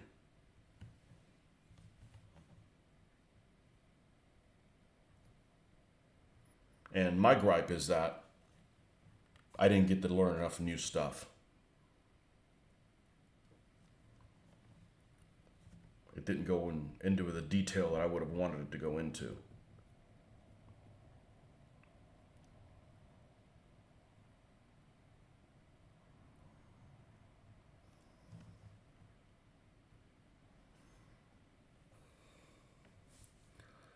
Geography shapes history. Good morning, Jeffrey. Teachers always said I should grow up to be a writer. Puts me to sleep, though. Nobody's ever told me that. I hate writing. I really do.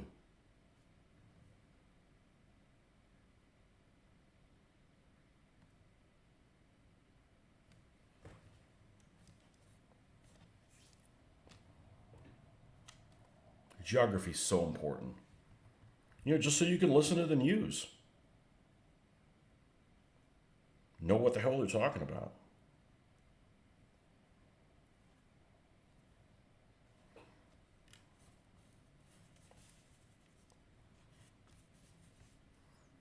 Knowing where they're talking about it.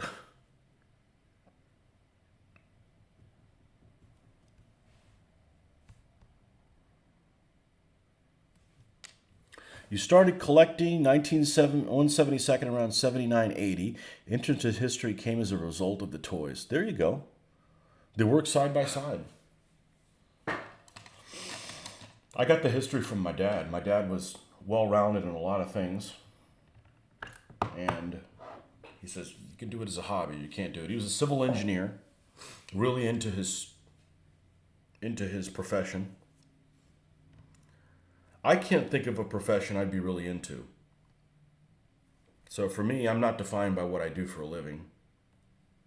I find it a little alien. That doesn't mean I don't want to do a good job while I'm at work. I'm just saying that it's not, I'm not defined by it.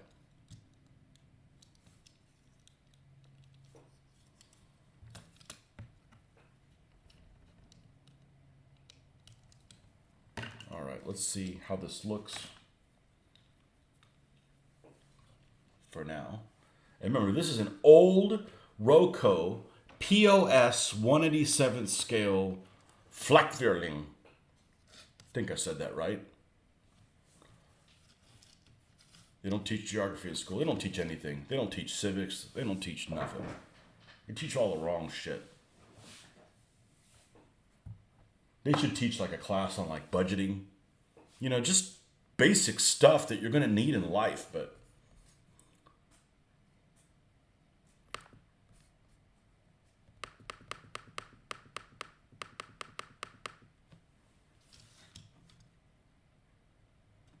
and we got to do the tracks next.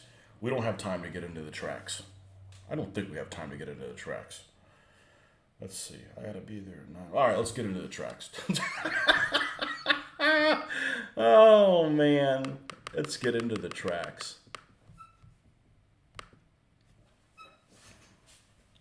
In 6th grade, teacher asked my class what profession we wanted. I said paleontology.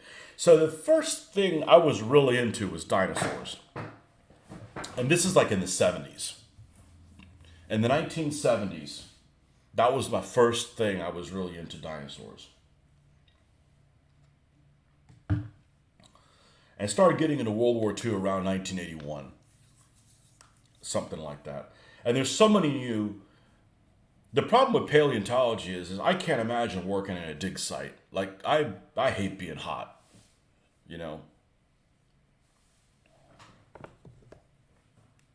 The only thing worse than being hot is hearing people complain about how cold they are. You can always put on more clothes.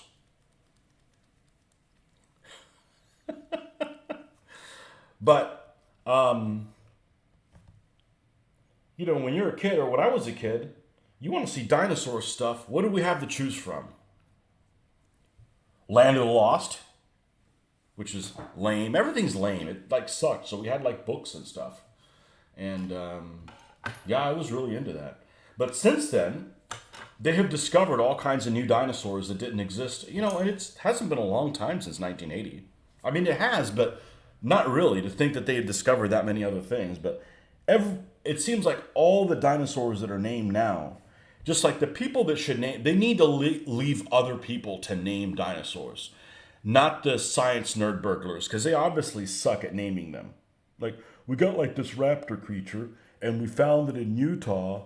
Yeah, how about we call it Utah Raptor? How about you failed freaking, you know... That is I don't know what you're thinking or you're not. Like, come on, man. You could do better than that.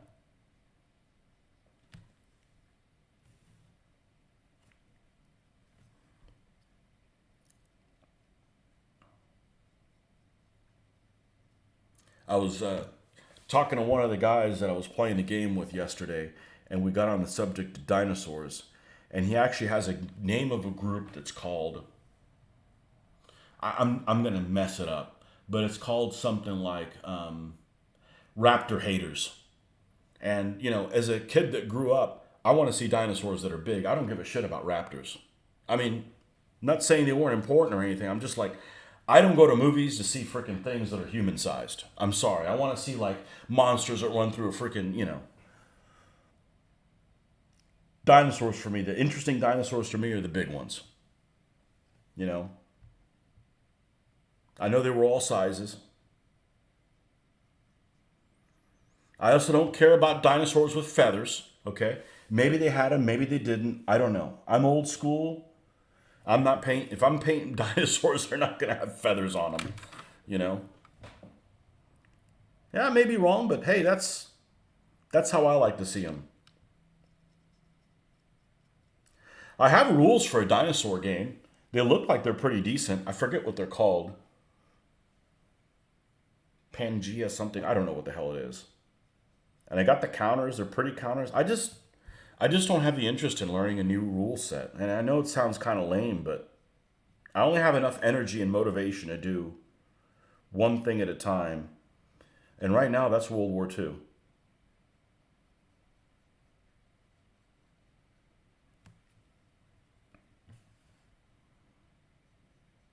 What is this? What is the name of that rules? They're actually really pretty.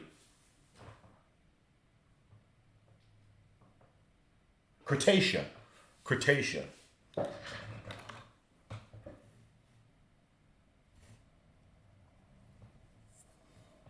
There's a Frenchman discovered a comet. He said not to name it after him because he didn't want people mispronouncing his name throughout all time. That's great. That's great. Well, those comets and stars, it's Echo 5614. What is that? An Xbox handle? You know? Is that your Xbox handle? Like, I won't use a handle that has freaking numbers in it or underscores. That's just dumb. I love my Xbox handle. And then something happened with a credit card that my Xbox was connected to. And they basically put me on they put me in a corner and I couldn't use that handle anymore and I can't get it back. Bastards.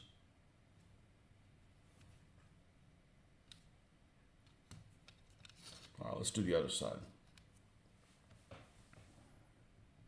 And that was many years ago.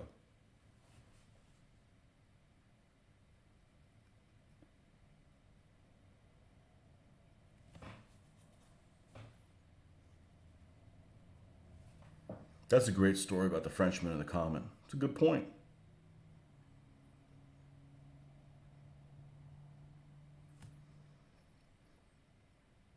I don't think French words are necessarily difficult to pronounce. The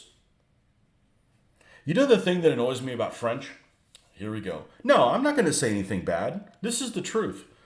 There's a lot of programs where people make no effort to speak in the language that the characters are supposed to be in. Like, okay, you're going to make a show and it's going to be in English. I get it, right? But why can't people... Look, you guys are actors. That's what you do for a living. Have some linguist come in and have you pronounce or have your character talk like a Frenchman would, if you're playing a French character, like a Frenchman would speak English. What is so damn difficult about that? But the perfect example I'll use for that is there's a series that came out several years ago that's actually, Mitch and I really liked it. It's actually pretty interesting, called Versailles. And it's about the intrigues of Louis XIV's court, among other things. It's doesn't really have any political stuff in there. And the guy that plays Louis XIV, Captain Visage du Vache. Vision of the cow? I don't know what it means. And I know very little French. Very, very, very little French.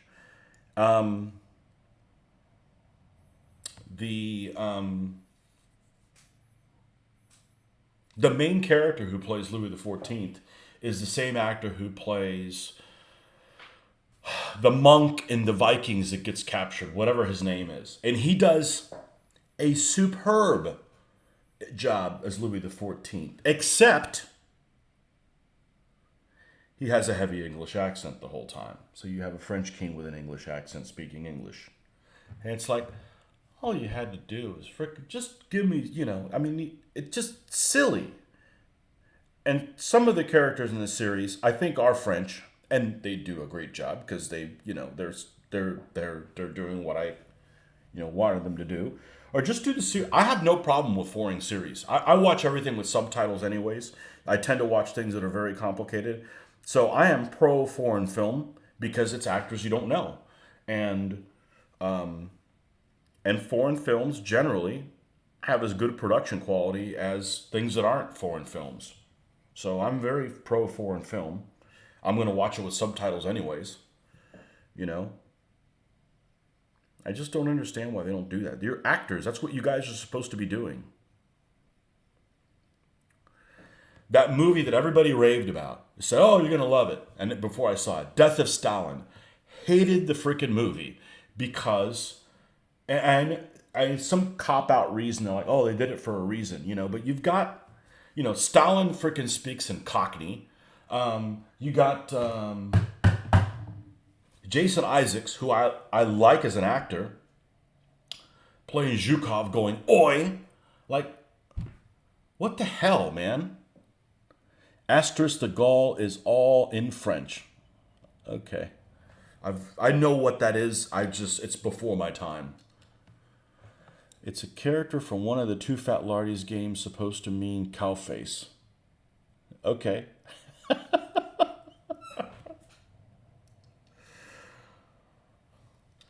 How is that thing that I heard one time somebody say, and I've never forgotten this because I think it's brilliant. The English have never beaten the French in battle. However, the island French have beaten the mainland French in battle. And the English don't really like that very much, but you know.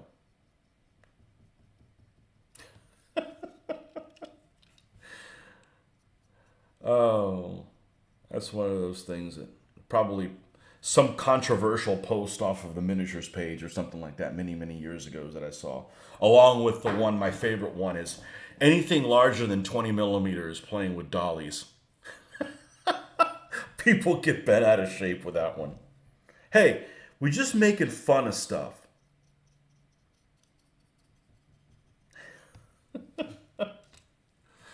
Death of Stalin is a great satire.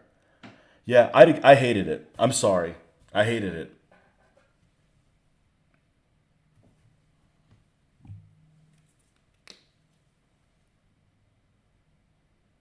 I can't be into everything.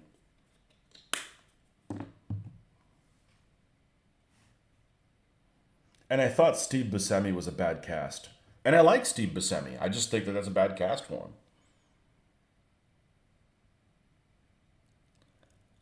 Waterloo. I was born on Waterloo Day. Didn't know that until like 2 years ago. I'm not a Napoleonic gamer. Sorry. I thought June 18th was my day, damn it.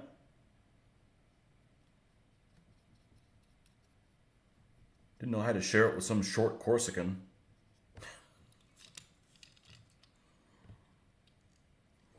I, I I watched a program or read an article or something like that. It might have been an article that was on somebody's game mat, and they said they were promote. They had like a game mat that was specifically for the Battle of Waterloo.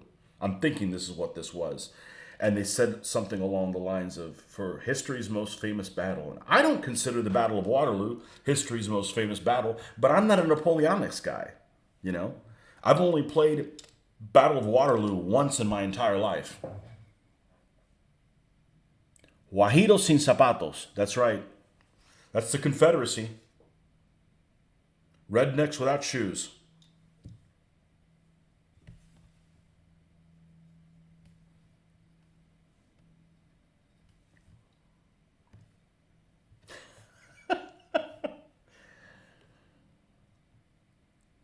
Yeah, I was talking to Alberto a few months ago saying I don't understand I'm not a fan of the American Civil War for many reasons. And one of them is I just don't really care for the uniforms.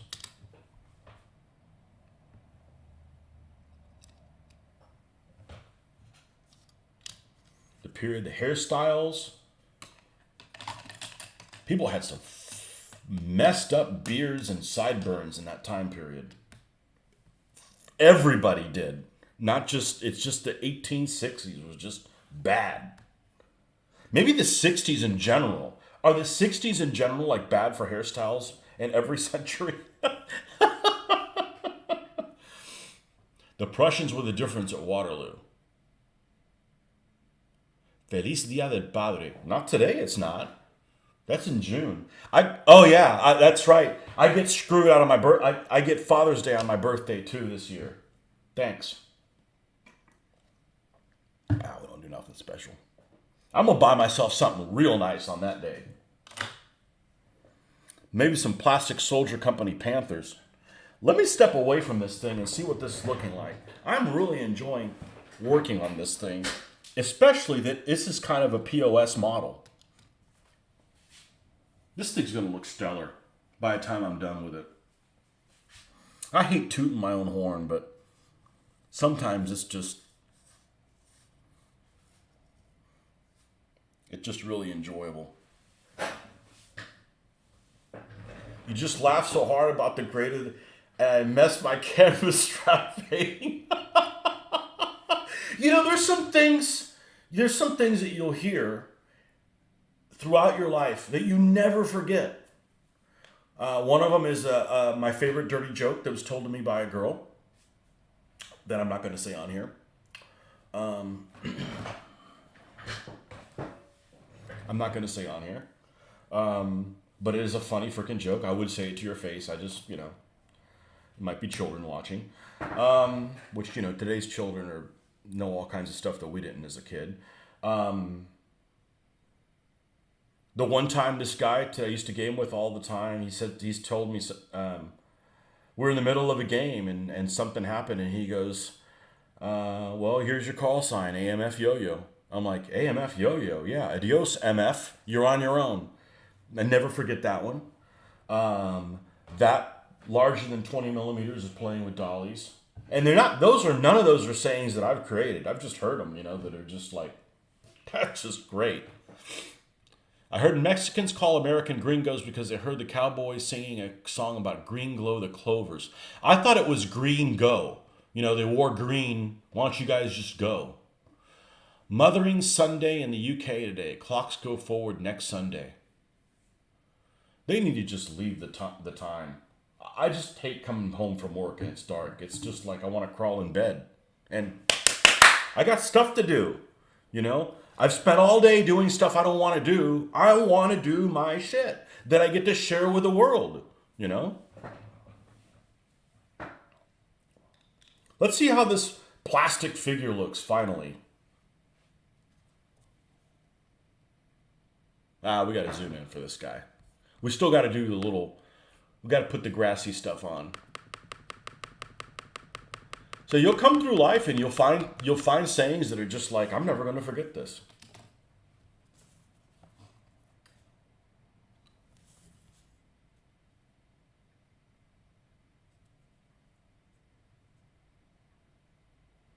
I think it looks pretty good. I don't know how durable he is, but I'm not really that rough with my figures. It's just the idea that it could flex and it could crack off. I don't think it's going to happen.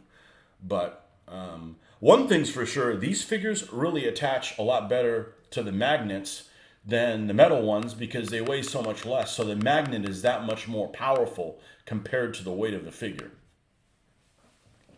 We don't move the time in Arizona. Well, you guys do something right, for sure. Which time do you set it? Do you leave it on? Is it? Let's see. Are you on perpetual real time or perpetual daylight savings? So in other words, you're off by 2. So is it 6:30 there, or is it 5:30 there?